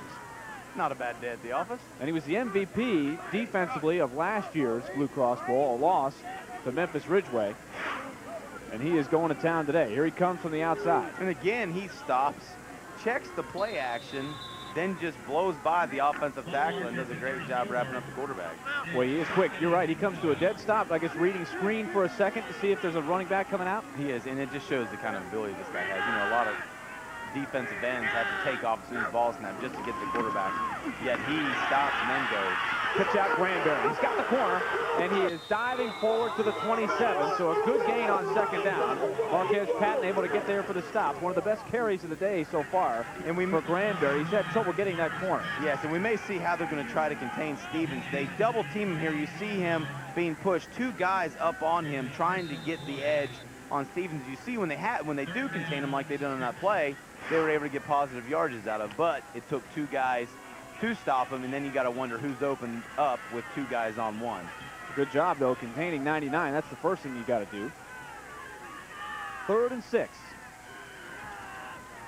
Alan Williams, the give to the fullback, Damian Smith, and he is just swallowed up immediately by Sean Lane. 93 tackles coming into this game, so he's made a bunch of plays. 4th down coming up, and surely Covington will go for it here. That's a great play by the linebacker there. Just flies through the gap and makes a great read on that play and brings him to the ground quick. He was able to shake the block pretty quick. I thought there was maybe an opening there for Smith. So now 4th and 5. So Covington trying to build some momentum after scoring their first touchdown and then recovering an onside kick. Big play here. Alan Williams, the quarterback. 5-step drop, looks over the middle, got a man, and it is just high and over the head of Chris Burnett, who was wide open. Well, it was 4th down, and they tried to go back to the play that was successful for him earlier. In football, you know, the coach is up in the booth. They call a play, see if it's successful, and if it is, in a key situation, they'll try to go back and utilize it again, see if they can get it again. And this is just that same crossing route. They call it a post route by the receiver where he tries to hit him over the middle, and this time just is a little bit high on the ball, but great pressure by number 59, Maurice Merchant on that. There's the number for Alan Williams. I'm not so sure Maurice Merchant maybe grazed that ball a little bit and kind of changed the arc on it off the shoulder pad. As Greg Pollard told you, they thought they had a soft spot in that defense, and they have indeed tried to go after the middle of the field. Well, there's a flag on the play as Fulton goes back to work on offense. If that hadn't been if that was a grazed pass, if it hadn't been, then it would have been right on the money because it was tipped, even though it was touched by the defensive lineman. On the offense, 5 yards from previous spot, repeat first down. Referee Randy Swinehart on the call. Very few penalties in this game. Which is a testament, I think, to how disciplined these teams have been and how disciplined of a team you have to be to get to where these teams have gotten the state championship. Long on the pitch out. Here's Gibson. Leaping over tacklers, staying on his feet, and pulled down at the 25. He got a gain of 3. I'll tell you, you have to respect Gibson on this. He's moving, he's dodging around. He's taken 2 big hits carrying the ball this game, yet he's still, when they give him the ball, as he's kind of a little slow getting off the field, you know, he's not quitting. He's getting bucked off the horse and getting back on. I mean, he's taking a couple shots. They give him the ball. He goes out there and tries to make something happen and isn't worried about taking that lick again. We made Macon Bacon, referring, I guess, to the win over Macon County in the semifinals. Very creative, I have to say. Macon Bacon. Maurice Merchant limped off the field. And that was the play. He's a key member of their offensive line, but also you saw him ski ramp the pass a bit on the defensive line, get in the face of the quarterback on that 4th down play. So now 2nd and long, and Justin Long is in the shotgun. Deep drop. Shifting in the pocket, loops it out. He's got Stevens wide open, breaks the tackle, cuts it back, look out. He's at the 50. It's a foot race, and he is dragged down from behind by Jermatt Young, but another big play by DeMarcus Stevens, 53 yards.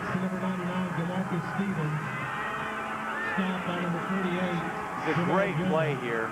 He just does a little flat, stops just about a 15-yard out, stops and says, hey, you know, there's no one around, and I don't know why you're going to leave a guy like that wide open, and then a great block, cuts back, makes someone miss, but you have to be impressed here by the linebacker, Jermatt Young. Just really puts on the burners and actually catches a very fast DeMarcus Stevens. He is behind and actually catches him behind. You see him here and just closing the gap fairly quickly.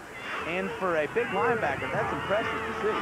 I like the play of Jermatt Young. He easily could have given up on the play with his team down 36-7.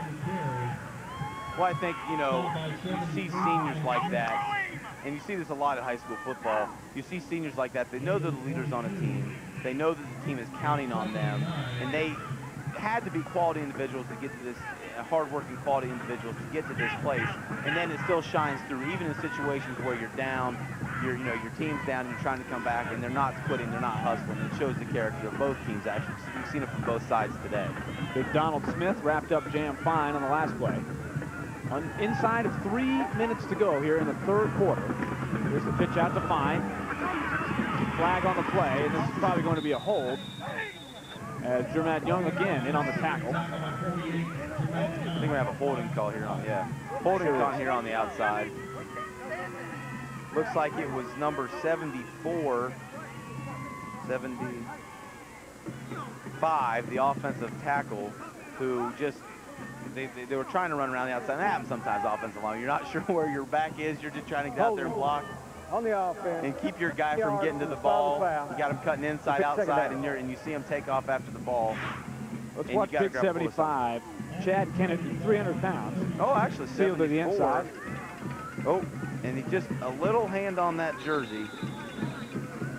He sort of threw the flag back towards the middle of the field. I'm not sure who the guilty party was there. Nonetheless, second and a long way to go. Second and 23. Fulton was faced with a 3rd and 39. They had a little rash of penalties in the first half. Kind of brought back memories of last year. As Long is in trouble, but gets out of it. Still trying to squirt free. He's pulled down by Young. And he was able to get a short gain out of the play. But I thought a key part of this half, or this game, Nate, was back in the first half. Fulton came out, scored quickly, 6-0. As you watch Long dance around for a while. But they had some problems. They had the fumble on the punt. Tylen Gibson coughed it up. Then they had the block punt, but they were able to get through there. They also had that rash of penalties that set them back 3rd and 39 before they had the punt block. And last year they had a lot of problems with that. They allowed that to get Ridgeway back in the game, and Ridgeway eventually won the game. But today they were able to stop the bleeding and then execute very well. 3rd and 20. DeMarcus Stevens in the backfield blocking for Long. Look at Long dance around and buy time. Now he throws, and it is broken up. Andre Cleves, number 8, broke it up and almost intercepted. So Justin Long makes it exciting to watch. Wow. Well, a great play here. And you see what they did. They lined up. If you see the start, they had just unbelievable athletic ability trying to stay free, trying to stay open. And the offensive line does a good job staying with the guys. And just a little bit underthrown due to him running around, not getting his feet planted. And then a great break by the safety, Andre Cleves, or the corner, excuse me, Andre Cleves to save a touchdown, really. Keep in mind, Antoine Williams, one of their starters, was out. There's a bad snap. Long slings it over the head of Gibson on 4th down. And so now the ball will go back over to the Chargers. That's not exactly the execution we were talking about a moment ago. We were crediting Fulton. Maybe we jinxed him a little bit. Yeah, and you hear the coach there yelling, I think. You can hear him. What are you doing? What are you doing? And that's exactly right. Just on both parties, just, you know, miscommunication. Now, if you're the coach, bring them off the field, settle them back down, say, hey, we're still in control of this game. Maintain your poise. We have overcome difficulties, ones that you were referring to earlier, you know, block, punt, fumbles, and show their poise and go back and play the game that they've been playing this game. Forget about what's happened this game. 1:21 to go in the 3rd. Covington goes back to work. Williams, a straight drop. Throws outside, and he's got Burnett. He breaks the tackle. He's across midfield. Back to the middle of the field.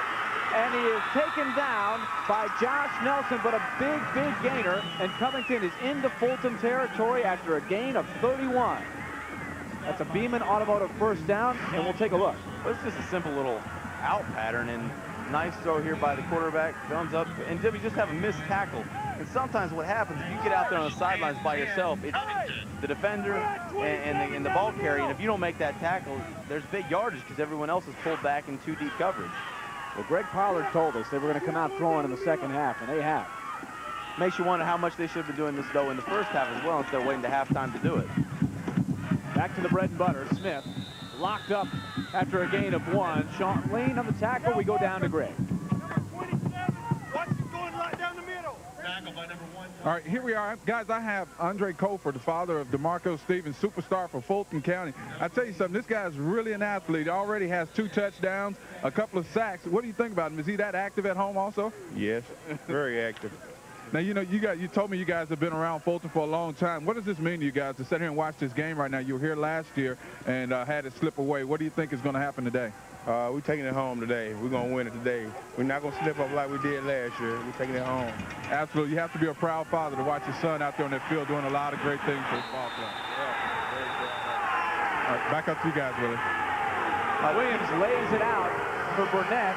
Looked like some contact, and the Covington fans are going wild because they saw on the other opposite corner of the field a shaky pass interference call earlier in this quarter. And they are still irate about that. Let's take a look Let's see if this isn't pass interference. This is a straight go pass, and a really good throw here by the Covington quarterback, Alan Williams. Just really lays it out there, and you see actually arm contact. And here's the quarterback's reaction. Williams' reaction to this is just, oh, he thought he had it, and then nothing. He started to wind up and then had to quit. Honestly, I don't think that was pass interference. I thought it was pretty good coverage, but if one is down on the other end for breathing on him, then that one was too. Right. And, you know, and incomplete again, and that'll bring up 4th down coming up. I think, and as fans, I think that's what they ask for, consistency. Just consistency. Call it one way or the other, but let's be consistent about it. We'll go to the 4th quarter. Each team scoring a touchdown in quarter number 3, 36-7 Fulton. A 4th down play coming up for the Covington Chargers. Looking to pick this one up and get another score on the board. 4th down and 10 from the 36. They've got to get to the 26-yard line of the Falcons for the 1st down. Alan Williams has been throwing it a lot here in this half. He fakes it, steps up, but then there's nothing there. He tried the kind of the hidden ball trick, the pursuit. Saw that he still had it. Smart play by Tony Martin and Josh Nelson. And the Falcons are closing in on their first ever state championship in any sport, Nate. It is, and that's exciting. But you see here, they tried to just run the play that they ran in the first half, the reverse around, except this time not give him the ball. Hopefully, you know, just trying to be tricky. And unfortunately, we're not tricky enough on that play. And the Fulton team just rooted it out. But yeah, first team championship for Fulton schools, and I just think that's exciting. And that's got to be motivating for this team as they head into the 4th quarter. A lot of pride in that city, as you heard Mike Keith talk about during the half. A little more history to that. All the coaches on the staff, and there's a lot of assistants on this staff. All of them played for the Fulton Falcons. Flag on the play is fine, breaks it loose. This one may be coming back, but it's another big carry for Jam Fine. Well, you talk about that tradition, Willie, and that's exactly right. When you have guys that come back and say, hey, I played here, I want to coach here, I want to still be a part of this program, I still want to be a part of this school, I still want to be a part of this community, that shows how ingrained this program, this community, these people are in Fulton, and I just think that is what makes high school football so great. On the offense, 5 yards from the previous spot, repeat 1st down. And those coaches are still coaching. You can hear them yelling on that sideline. Illegal shift, so that one will be coming back. But the keys to the game earlier, 2 of the players we featured, Jam Fine was one of them. He's got a big game going, 11 carries for 85 yards, also the screen pass that he caught for 39 more. And then on the other side of the ball, Michael Granberry, just 8 carries for 9 yards. This is a guy that had 1,500. In fact, he and Damian Smith had combined for 1,123 yards in the playoffs. They have been stopped cold today by Fulton. 1st and 15. And Jam Fine gobbled up in the middle. Good job by Milton Adams, the defensive tackle. Well, it's just what we talked about earlier. The 2 key players that we featured at the beginning of this game were Jam Fine and Michael Granberry. And we said actually both teams have to stop the other team's back. And one team has and one team hasn't. And the one team that has not is behind. And that's the very reason that, you know, when you go into a game, there's a key player. You know, you may not stop them, but you have to contain them. And they've literally shut down, Fulton has literally shut down Granberry, yet Fine has still been able to run pretty much free this game, and that's why they're up so many points. Blitz is on, Long trying to buy time, and he will not be able to get away from Adrian Pruitt, who just fires down Justin Long. He's been sacked a few times today. He is willing to sit back there and wait for somebody to come open. And he's been the beneficiary a few times because he's been able to make some plays down the field. He is. This is a tough quarterback here. He's not scared to sit back. He's not. You don't see him taking off up the field just trying to run with you. You see him just buying time in the pocket, which has resulted in some pretty tough shots. But, you know, and he keeps doing it, which means this is a tough guy. This is a guy who's going to lead by example. This is a guy who's going to, you know, take a good hit if he can get the ball to an open receiver and try to make his team successful. And that's usually the kind of a quarterback that a team will rally around and really look to lead them on the offense. They throw outside to Gibson. Kalen Gibson's had a nice game. He got this game started with a 42-yard touchdown catch. And on 3rd down, he gets about 10 yards. And that'll bring up 4th down. Brian Randall on the tackle. Justin Long, Nate, I'm looking at him as kind of a college prospect, perhaps 6'1", 175 as a senior. Not a big guy, but maybe at some level there's somebody that would take him just because of his ability to make some plays. He's got a good arm and he can run. Well, you got to think that. I mean, he came in, I think, originally as a tailback. He can run with the ball. He's 6'1", which is a little below average height now for what they want as a quarterback, but still tall enough by all means when you see guys like Doug Flutie. But, you know, you got to think teams want playmakers, and you can put a playmaker anywhere. If they can't play this position, you can find a place on the field for them because they're always, year in and year out, going to be the difference makers in teams. And I don't see why a team would not pick him up. He seemed like a good find to me. Ryan Ferguson had one blocked earlier, gets this one off, and it's fielded there by Tyrone Avery. Working his way up the field, tackled from behind at the 40. Looked like an awkward tackle. Let's hope he's okay. 26 yards on the punt. And the good news is Avery's limping a bit, but it looks like he's okay. We'll take a break. 9:05 to play here at Floyd Stadium. The first game of a triple header for the state championships. Falcons look like they're going to take this first one. A little woozy. We'll go down to Greg Pollard in a moment to find out what is wrong with him. But DeMarcus Stevens has had a huge game with 3 big catches, 2 for touchdowns, and just all over the field defensively with 9 tackles, 2 sacks as Williams is hit hard but gets it off, and Mark Goforth makes the catch. He's across the 50. It'll be a Beeman Automotive first down. And a flag coming in late on the play. Let's see what this one is. Goforth has been a good little receiver out of the backfield. And a little bit scary for Fulton. Jam Fine seems to be holding his elbow, was slow to get up. Probably going to try to shake it off and walk back, but just a brief scare there. We already have DeMarcus Stevens sitting on the bench for a play or so, and now we have Jam Fine holding his elbow, so you got to think that up and running. So just, you know, made the Fulton fans just a bit tense there for a second. So 5-yard face mask. As you see, Stevens looks like he's on the way back. He's running around a little bit. Number 6 here comes, makes a great play, takes a hard shot on his arm. I think that was what he was holding. And then here's the face mask. Actual good form tackle, but just reaches up and just looks like he puts a little hand on the face mask there. Up the middle goes Damian Smith, and a good job there. Big gainer, another Beeman Automotive first down. Jam Fine, his elbow is okay on that one. He makes the tackle. And you got to like how Covington's still out there playing hard. I mean, it's the 4th quarter, 8.5 minutes left. And, you know, they're still out here trying to score. They're trying to get the ball in the end zone, trying to stay in this game. And you got to appreciate that. DeMarcus back in the game. And that has been bad news for Charger fans if he plays the way he's been playing. We'll get the word on why he was out for a few plays after this play. Williams on the slant. Got a man. Burnett makes the catch inside the 10-yard line. Williams pass Jason Johnson makes the tackle to save the touchdown, but a gain of 18. They've hit the slant. Let's go down to Greg Pollard here in a moment. We'll take a look at this play. We'll go down to Greg. Greg, you told us that they were going to be throwing over the middle, and they've had some effectiveness on that play. You're absolutely right, Willie. They're going to unload everything they have. In fact, the coaches for Covington have already said that they're not going to keep anything in the bags. This is the championship game. What are you holding back for? So they're going to let it all hang out. As far as DeMarcus Stevens, he's back on the field, as you guys already pointed out. A little bit of a stomach virus they said he may have. Hadn't been able to hold much of his meal all day. So expect him to be okay and try to finish this game. Flags fly before the play. That's a pretty scary thought right there, Nate, to think that DeMarcus Stevens has been sick. False start. What is like health there, huh? 5-yard penalty.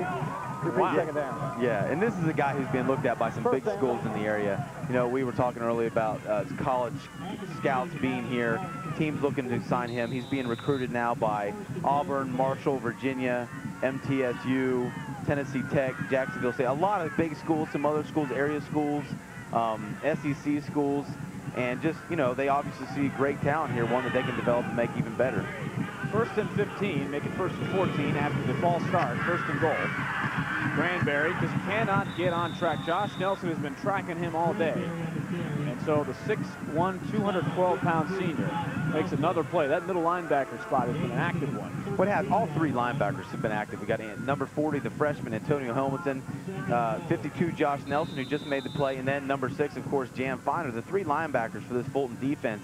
And they have been everywhere today, running sideline to sideline, blitzing, hitting the gaps, filling the holes, and have really, I think, are a solid core of this defense.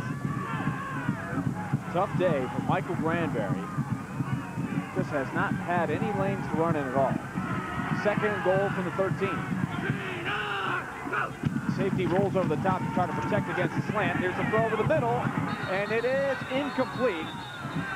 Short hopping, it was Demarius Matthews. They were trying to go again to Mark Goforth. And interestingly, Matthews, I saw on the play earlier, the pass they hit over the middle, he turned to the coaches and said, I want him, I want him. And that's what you want to see in your guys, to step up. And here he is almost making a big play. He was frustrated with the play they had earlier, said, I want out there, I want on this guy. And he went out there and is trying to make good on his word that he was motioning to the coaches. 3rd down and goal from the 13. Covington down 36-7. We'll get a little bit closer here.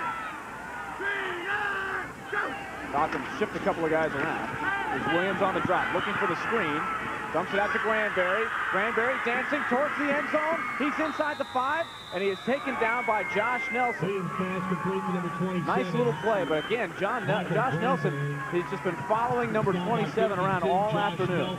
And that's what you want. You wonder sometimes when you have a player like DeMarcus Stevens, who always grabs the attention of everybody that comes on. Everybody that watches, oh, DeMar, watch this guy. And then, but you don't sometimes see other great players. For example, Josh Nelson, who have just been making tackles all over the field this game, who actually is a very, very great player. 4th and goal from the 3. Granberry with legitimate 4.3, 4.4 speed, according to the Fulton staff. They were really worried about him. 4th and 3. Got to get in on this play. Here's the pitch. Granberry trying to get outside. Cuts back. He is towards the end zone and comes up short. Reminiscent of that Super Bowl play with Kevin Dyson at the 1-yard line, just trying to reach out as he was being brought down. He came up a half a yard short. Yeah, Tennessee hasn't seen that kind of play too often, I guess.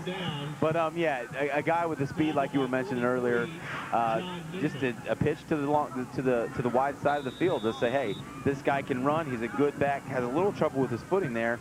Let's get him out there and see what he can do. John Newman made the tackle. And so Fulton will take over at the 1 when we come back. 5:47 to play, and then Fulton will be celebrating. Some happy Fulton Falcon fans waiting to celebrate their first ever state championship. 5:47 to go. Justin Long inches forward on the quarterback keeper to try to get a little breathing room. And breathing room is right. I mean, they're backed up there. You know, they didn't give up the touchdown, but they're backed up about 1 inch. The quarterback's actually standing in the end zone on the snap and just, hey, snap the ball, don't fumble it, and try to get us 2 or 3 yards so we have a little room to work back there. And it was successful. It's been all Fulton from the get-go. Justin Long has had a big game, 4 touchdown passes, including 1 on the first possession. It was a 6-0 game. Fulton then turned it over on a punt return where Tylen Gibson, who scored the first touchdown, couldn't pull in the punt. Covington couldn't convert there. Then after a rash of penalties on Fulton, and then a blocked punt, which gave Covington the ball inside the 20-yard line, they couldn't convert there. Then another touchdown pass on a drive. Matthews caught one from Long. And then that really started the roll going. Jam Fine had a 1-yard touchdown run. DeMarcus Stevens caught a 29-yard touchdown pass going into the half, and it was 28-0 at that point. And Fulton really has never looked back. It was that stretch of plays in the second quarter that Fulton was able to survive and then really got the engines going, and Covington just did not have an answer at that point. Well, it was. I mean, it was, you wondered initially if Covington wasn't going to take this thing and capitalize on those mistakes, but instead Fulton, they bent but they didn't break, and then they came back with a great score in the corner of the end zone and were successful. And now have just run away with it. So they I think made it through the adverse situations, and now we're able to make something on it. 4:25 as Fulton calls the timeout. The play of the game is brought to you by your Middle Tennessee Toyota dealers. Get the feeling. Toyota will take you back to that first drive. Justin Long on a perfect pass to Tylen Gibson. Just a great throw as Gibson beat the defender and went right into the end zone for the game's first score. And a great play. And, you know, that I think began to set the tempo. I think we thought there were going to be 2 running teams in here. And, you know, Fulton definitely more of a throwing team than Covington, but 2 teams that wanted to run the ball had 2 good backs. And they said, hey, yeah, well, better watch out. We can score through the air, too. And really kind of, I think, sort of shocked Covington a little bit. So 4:25 to go. And we also want to, our crew definitely would like to thank the best value in suites here in Murfreesboro. It's for the value, a family of over 300 inns, hotels, and suites in North America. They put the crew up, and for them, we salute. 3rd down and 8 coming up for the Falcons. Wishbone set. 2 fakes, long from his end zone, throws to nobody, and that ought to be grounding. I'm not sure who he was throwing it to. DeMarcus Stevens was where he wanted it. Pass might have been hit, or his arm was hit as the pass is released, and that'll bring up 4th down, and Fulton will punt. Well, a good play by Covington's defense. You got him pinned back there, and you don't get him out. You keep applying pressure. Sometimes you get down there, you're like, oh, let's just, you know, get him for an out. And Covington came up here and really applied pressure, had pressure on the quarterback or on the backs on all of those plays. He did a good job with it. So Ferguson will have to retreat back to his end zone.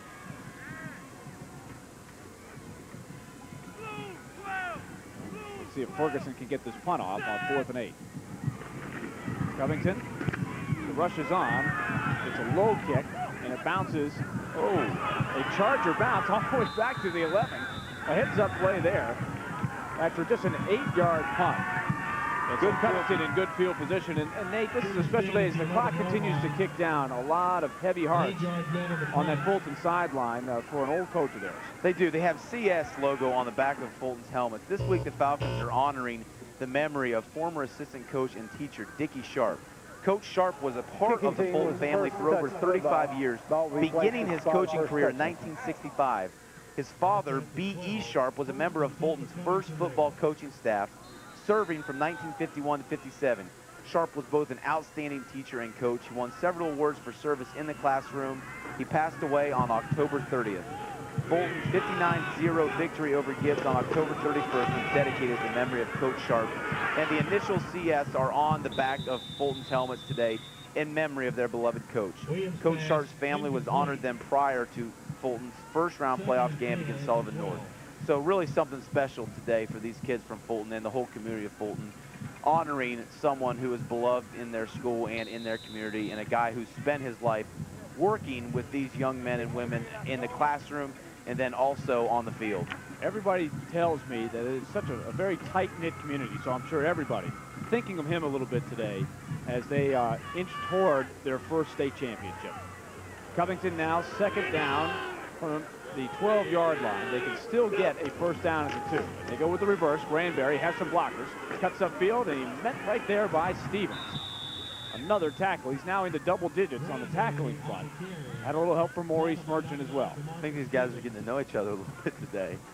It's, you know, it's a great when you see games like this in team star players, and you see them when they're matched up against each other in some way, and then just that battle, that competitiveness that comes out in both players, as you saw there. And you know, there's one who's going to win, there's one, and it just goes back and forth and back and forth. And you know, as a fan, as a coach, and as a spectator, you just love to see those battles. You love to see these guys compete like that. 3rd down and 9. Alan Williams maybe looking for the slant here. He's been going to Burnett. Here's the play action. Looking towards go for it, and it is intercepted. Brandon Wilkerson pulls it in, and he is tackled at his own 3. And so a turnover gives the ball back to the Falcons. Yeah, I think we had delusions of grandeur there a little bit. A good interception, just a little out corner pattern by the tight end, picked off there by the corner, but you got to wonder if you got to down that ball, let it get out to the 20, not have yourselves pinned back up. I'm sure he was thinking, hey, I got about a 102-yard interception return here. But, you know, but still a great play by the defensive back. Yeah, Wilkerson, I think, just kind of hung in there, laying in the weeds, and Williams just did not see him, just was focusing more on the defender that was man-on-man on go for it. Right, and a lot of these young quarterbacks will do that. They haven't really been taught yet to look someone off or go over their reads and just really, before, as they're getting to the huddle, they got a guy picked out, and that's who they're going to put a beat on, and then don't really see all of the field that well. Jam Fine barely gets out of the end zone. A nice play by Adrian Pruitt to tackle him on the half-yard line. Yeah, if that ball is moved an inch, it's going to be touching the plane. Loss of 3, 2nd and 13. And I think that's what's been frustrating, I'm sure, for the Covington fans and players, that they've had some really great team efforts, some great individual efforts all day today, but just haven't been able to then capitalize on those efforts. They're more intermittent and kind of spread out throughout the game, but they haven't been in a good enough sequence where they can really score or do something off of it.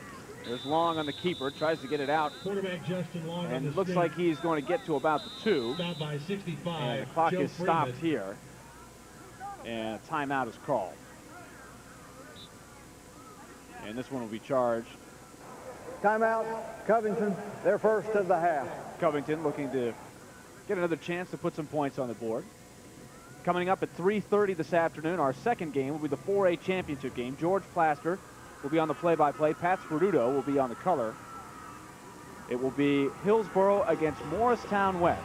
Morristown West knocked off the 2-time defending champion Maryville Rebels, and they will take on Hillsboro, who are back for their 3rd consecutive trip to the BlueCross Bowl here in Murfreesboro. They've been denied twice by the Rebels. See if they can get over the top with Ron Adelot, but they will have to do it without their star running back, Calvin Bryant, the bridge. He was a big, strong fullback, and he was so much a big part of their offense.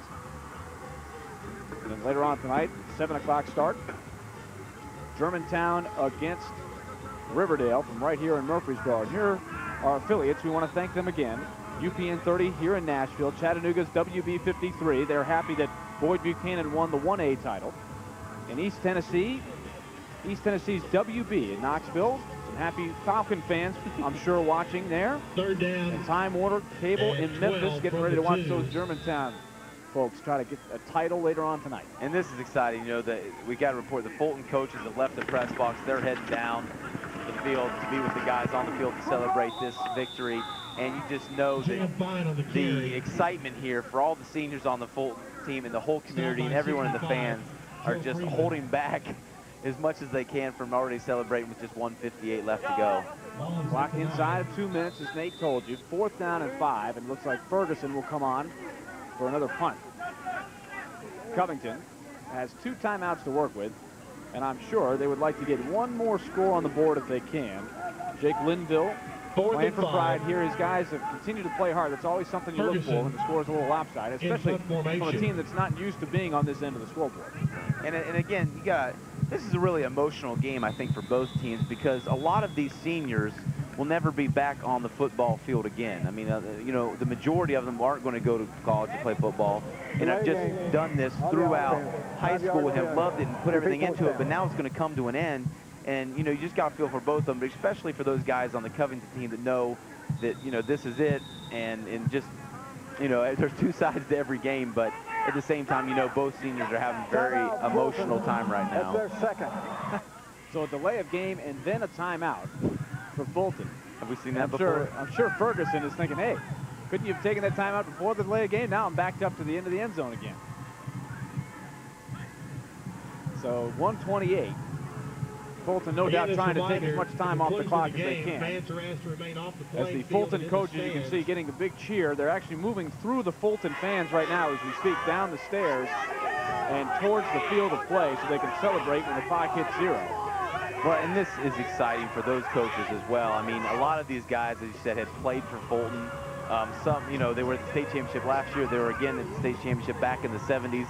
And finally, after all that time, after all that waiting, after everything that's been put into this program by the coaches who were former players, by the current players, by probably a lot of the parents who were players themselves at one time, and now their sons or daughters are playing, are just, you know, you have to be excited for this community and for this school to finally get a state championship to take home to everyone back in East Tennessee.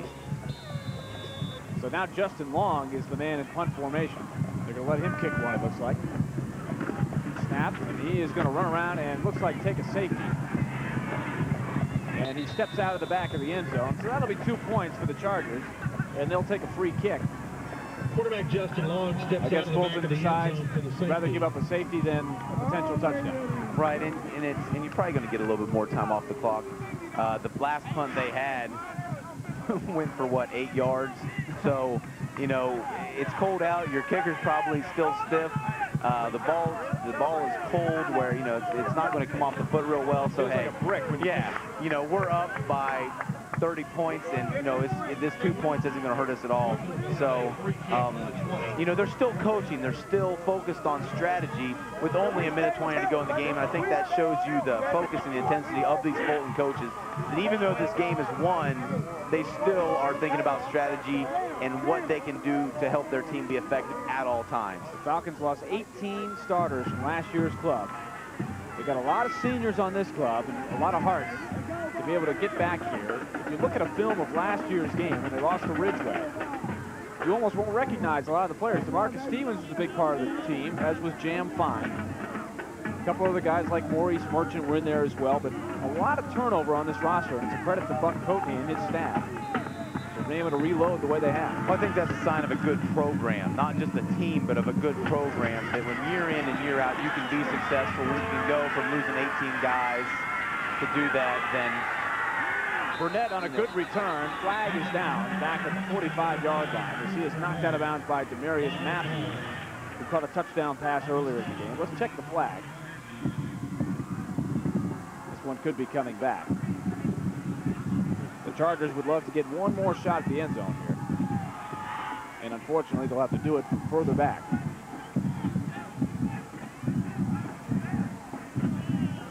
Ridgeway beat Fulton last year. Blocking the back on the return team. 10 yards from the spot of the foul. First down. So penalty called, as I was saying. And as the coaches are still coaching, the officials are still officiating. They are. Ridgeway beat Fulton last year 21-14. Fulton jumped out early 6-0, fell behind 12-6, and in the third quarter jumped out 14-12 and gave up a couple of scores in the fourth quarter and could not come back. So now they've come back to take that next step, win the championship. Williams throws to the outside. Got a man, Granberry. He is going to be close to a first down, taken down by Antonio Hamilton. He's one of the guys that will be back next year. And will be back. Freshman. Yeah, he not only next year, but 2 years after that. 246 pounds as a freshman, and he can move. Yeah, and that's the thing, is he can run, and that's a big boy out there flying around. So you got to wonder what he's going to be like as a senior. Second and short, they throw to the outside to Chris Burnett, and that's a Beeman Automotive first down. Jam Fine is able to get him out of bounds. So a nice throw to the outside. Chris Burnett has had a good game. He has, and what you see also here, which is neat, is coaches sending guys into the field, trying to get all the seniors out on the field, all the seniors in the game, getting some playing time, and really just, you know, trying to make every single person a part of this team get a piece of this victory, get out there on the field, do something great, and be a part of something special more than they already have been. Starting to sink in for those Falcons, starting to celebrate. They know they're going to get it. 34 seconds. Chargers have a first down just across midfield. Williams again across the middle, over the head of Burnett. And incomplete. There's Buck Coatney.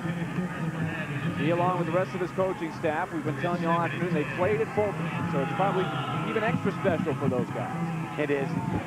And this guy, you know, the head coach is always under so much pressure. And, you know, especially after coming off of losing the state championship a year ago, I'm sure everyone after that was like, what are we going to be like next year? What's going to happen in the offseason? Are we going to get back there? Why didn't we win that? And the coach probably came under some scrutiny, which happens in all head coaching situations. So to get this done, to get that monkey, I guess you could say, off their back, and to have a victory to take home to everyone is just great. And, you know, he's got to be excited about that. Alan Williams slings it deep for Burnett, overthrows everybody. You saw Josh Nelson come off the field. Coatney taking off his key players one or two at a time to kind of give him a good ovation from the crowd. A nice touch as he sends in some more subs. DeMarcus Stevens is now done for the day. Brandon Wilkerson now will come off the field. Here comes Jam Fine. What a career he's had. And he's only a junior. He'll be back next year. Now up comes Sean Lane. Just just a great group. I mean, this team, if we've watched them today, have just been phenomenal. I mean, they've had their back against the wall at times. You know, they had a great offense to contend with, and they just really stepped up to the challenge in every way you can. And, you know, I just like how Coach is having them come off the field, like you said, a 2 at a time, for each one of them getting their due, where it's not just a mass exit, but each player, because, you know, football, you got your helmets on, there's no names on the back of your jersey here, and you're just a part of the team, and there's rarely a lot of individuality, especially for your linemen, so some of your not as key positions. They don't get that sort of, this is my time in the spotlight. And allowing guys to come off the field like that is saying, you know what, you are, as an individual, important too, and we appreciate what you've done for us, what you've done for our program, and allowing all the fans to give them an ovation when they come off the field. And I just think that's a great thing to do as a coach. Tyrone Avery made the last catch. Here's another heave down the middle, and it's over everybody's head. 7 seconds now to go. Second down coming up. Allen Williams has thrown it a lot today, 11 for 23. 1 interception, 155 yards through the air. And has taken some shots, even here with the reserves, and has taken a couple shots. I mean, he's a warrior there. You know, he's a quarterback that's, I think, more accustomed to handing that ball off, and, you know, they've called upon him to step back and sling it, and has done it with some success today and taken a few good shots. So I think, you know, it's commendable to this young man for the courage that he's had today in this game, and where he's had to sort of step out of his role and giving the ball to a couple key players, but instead of being the key player and throwing the ball down the field, he should be very proud of himself. Williams to the outside for Burnett. 2 seconds left. The Fulton Falcons are going to celebrate. I think they might get one more play, but they have decided not to. The celebration is on. The Fulton Falcons are your Blue Cross champions for 3A. 36-9 is the final. Buck Courtney and his staff celebrating with the entire squad. Well, this, I think, you see the elation on these players. But a lot of these guys have played together. And the neat thing about high school ball is they've played together since a lot of them in Pee-wee football, 1st, 2nd, 3rd grade, and have grown up together. And they know each other's history and everything about each other. And now to have done something this special all together is just, I think, a great testament to these young men and to the community and to the school and to all the people involved. And you just got to feel good for those young men and coaches who have worked so hard to put this thing together. Stars of the game, DeMarcus Stevens, 10 tackles defensively, 4 tackles for loss, 2 sacks, 3 receptions for 98 yards and 2 touchdowns. Justin Long through the air, 12 for 20 for 255 yards and 4 touchdown passes. Jam Fine, 15 carries for 91 yards to lead him on the ground. Receiving yards, everybody chipping in. Stevens with 98 yards. You mentioned Tylen Gibson had 87 yards receiving on 5 receptions.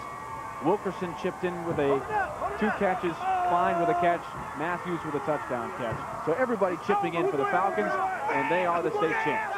First state championship in school history in any sport.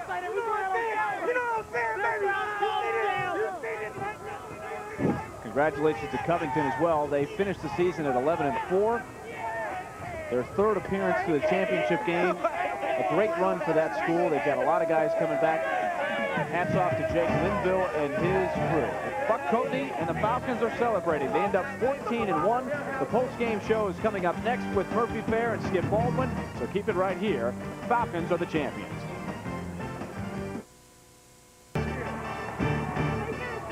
Welcome back, everyone, to Floyd Stadium on the campus of Middle Tennessee State University.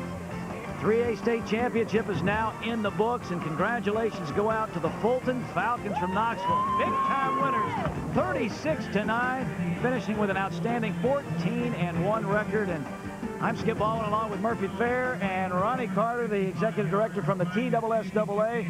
Murph, Ronnie, outstanding performance tonight by the Falcons. That's what it is, Skip. I think Fulton's a neat school. Everyone that coaches on their coaching staff is a former graduate of Fulton High School, and you don't see that a lot. It's a very family-type atmosphere, great school with a lot of tradition. They were here last year, took a tough loss, and they get to come back this year and enjoy the other side of it. We talked a little about maybe this being a revenge weekend, so to speak. Boyd Buchanan got theirs last night in the first game.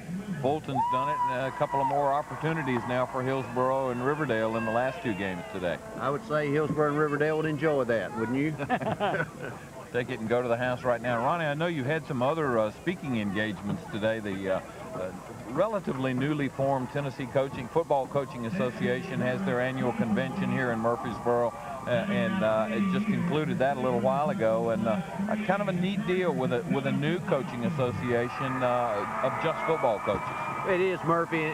Some of the people in their leadership has done a great job of organizing a group of people. They created a clinic. I think it's another thing that just makes this a happening. The TV, the coaches meeting this weekend, they had a clinic for 2 days, and I spoke just a small part of their program this morning. They had great attendance, and it's just another good thing. I think it's coming together with this event every year and just putting the whole package together. Ronnie, while I've got you here, there was a huge vote this week on the possibility of splitting the public and private. It was a close vote. It was 5-4, but it was upheld. And for now, everything stays the same for the next few years at least, right? Yes, that's right, Skip. And I think the first thing that is it means we'll stay just like we are through to 09. We knew we'd be like in 05 like we are right now, or excuse me, 04 like we are now. But that tells us 05, 09, we're going to be in the same format. Now, there may be a few wrinkles or two in terms of district alignments or classifications, or we may look at a multiplier, things like that. But the concept and the format will be basically the same as we are now. So I think that's good because we just move on from here. Did you get the feeling at all that there were any private schools that were upset with the decision? Well, I think our schools in Division II would have liked for all of the independent schools to have come to Division II because it would have strengthened Division II, given us more numbers. And I think you understand that everyone has their perspective, but I think overall the schools that are in Division I are very happy, the independent schools. You never have anything in classification that pleases everyone. That's the nature of it. But I think what we have is a good format for Tennessee, and we'll move forward from here. Actually, Tennessee has a lot of unique things, and probably the one that brings the biggest problem to the table is geography, because we're just so spread out east to west, and what may work well in East Tennessee doesn't necessarily work well in West Tennessee. Oh, there's no question, and we are truly, in many respects, 3 states. We're that West, Middle East, Grand Division stuff, and I think that's it, but then I think there's a uniqueness that we've come together for a lot of things now over the years, and the state championships are still very, very special. QSAA has been somewhat a front-runner nationally speaking, in terms of what you and your staff and your office does in a lot of different things, and I think that speaks very well for what you guys are trying to do. It's a tough job. I've been around you guys enough to know that there's not enough money that you could pay me to do your job, and a lot of people that work with you also. A lot of tough decisions come up from time to time, and you just can't please everybody. Well, you can't, but there's enough money that we could pay you. I just don't know where we'd get it. Isn't that right? I don't know. Well, it is, but it's also very fun work because you're involved with high school athletics, and there's nothing greater in my estimation. And I'm prejudiced, obviously, but I don't think there's anything greater on the face of the earth at the athletic realm than being involved in high school athletics. Ronnie, we've got 2 more games to go, and you know we thought some of these would actually be close games, and so far there have been dominating teams. What do you see in these next 2 games? Well, with what we've seen so far, and someone asked me yesterday, I said, well, you'd figure Lipscomb's a pretty strong favorite, and obviously I don't know what I'm talking about, so I'm not going to do a whole lot there. Probably, I think everybody expects the next one to be low scoring, and it'll probably be about 50-40 now that I've said that. What makes it so tough, though, is, again, the geography, because none of these teams have same opponents, and it's really hard to tell how they're going to stack up against each other. I think that's the uniqueness, and I think also what has happened in football, and I think it's at every level. Football has much more of a basketball mentality now. I mean, teams get on rolls, they get momentum, and you see a lot of points scored or see a lot of things happening, a lot like we used to think you saw in basketball, but never in football. But I think it has a lot of that in it now also. Well, we've got about a minute and a half to go before we wrap things up. Let's take a look now at the schedule. We've got Hillsboro against Morristown West. That is 13-1 against 11-3, and then after that we've got Riverdale going against Germantown, and I guess we're seeing some teams getting ready to come out, huh? It looks like Morristown West getting ready right now. And, kind of a neat story there, Ronnie. Obviously, the folks here in the mid-state know a lot about Hillsboro, but Coach Don Woods, who was so successful in Alabama for so many years, Sparky's older brother, has really gone in there and turned that situation around. And I know the Board of Control's president, Mike Reed, is the principal there at Morristown West, and very close to that situation and very pleased with what's happening. Well, he is. Don is a great individual and a great coach. They now have about 130 kids involved in their football program. When he first went, I think they had about 35 or 40, and he's done a great job. And that Woods family, that's a football crazy family. So it's a special time for him. It's a very special day for him. Well, it's Morristown West against Hillsboro, then it's Germantown against Riverdale. I got a feeling there's going to be some folks in the stands here, since this is really kind of a home field advantage maybe for the Warriors. Well, it really is. Even with the TV coverage and all, you can count on those folks packing it in, and we can see Hillsboro and Maryville people starting to roll in right now. So two great games. If you're in the mid-state, still plenty of time to come out. And it's not all that cold out here. No, it's not cold at all. Not for some troopers like us, right? There you go. You're the only one with a hat on, though. Fulton over Covington. 3A state champions go to the Falcons 36-9. 30 minutes away from the 4A state championship. We'll see you back in 30.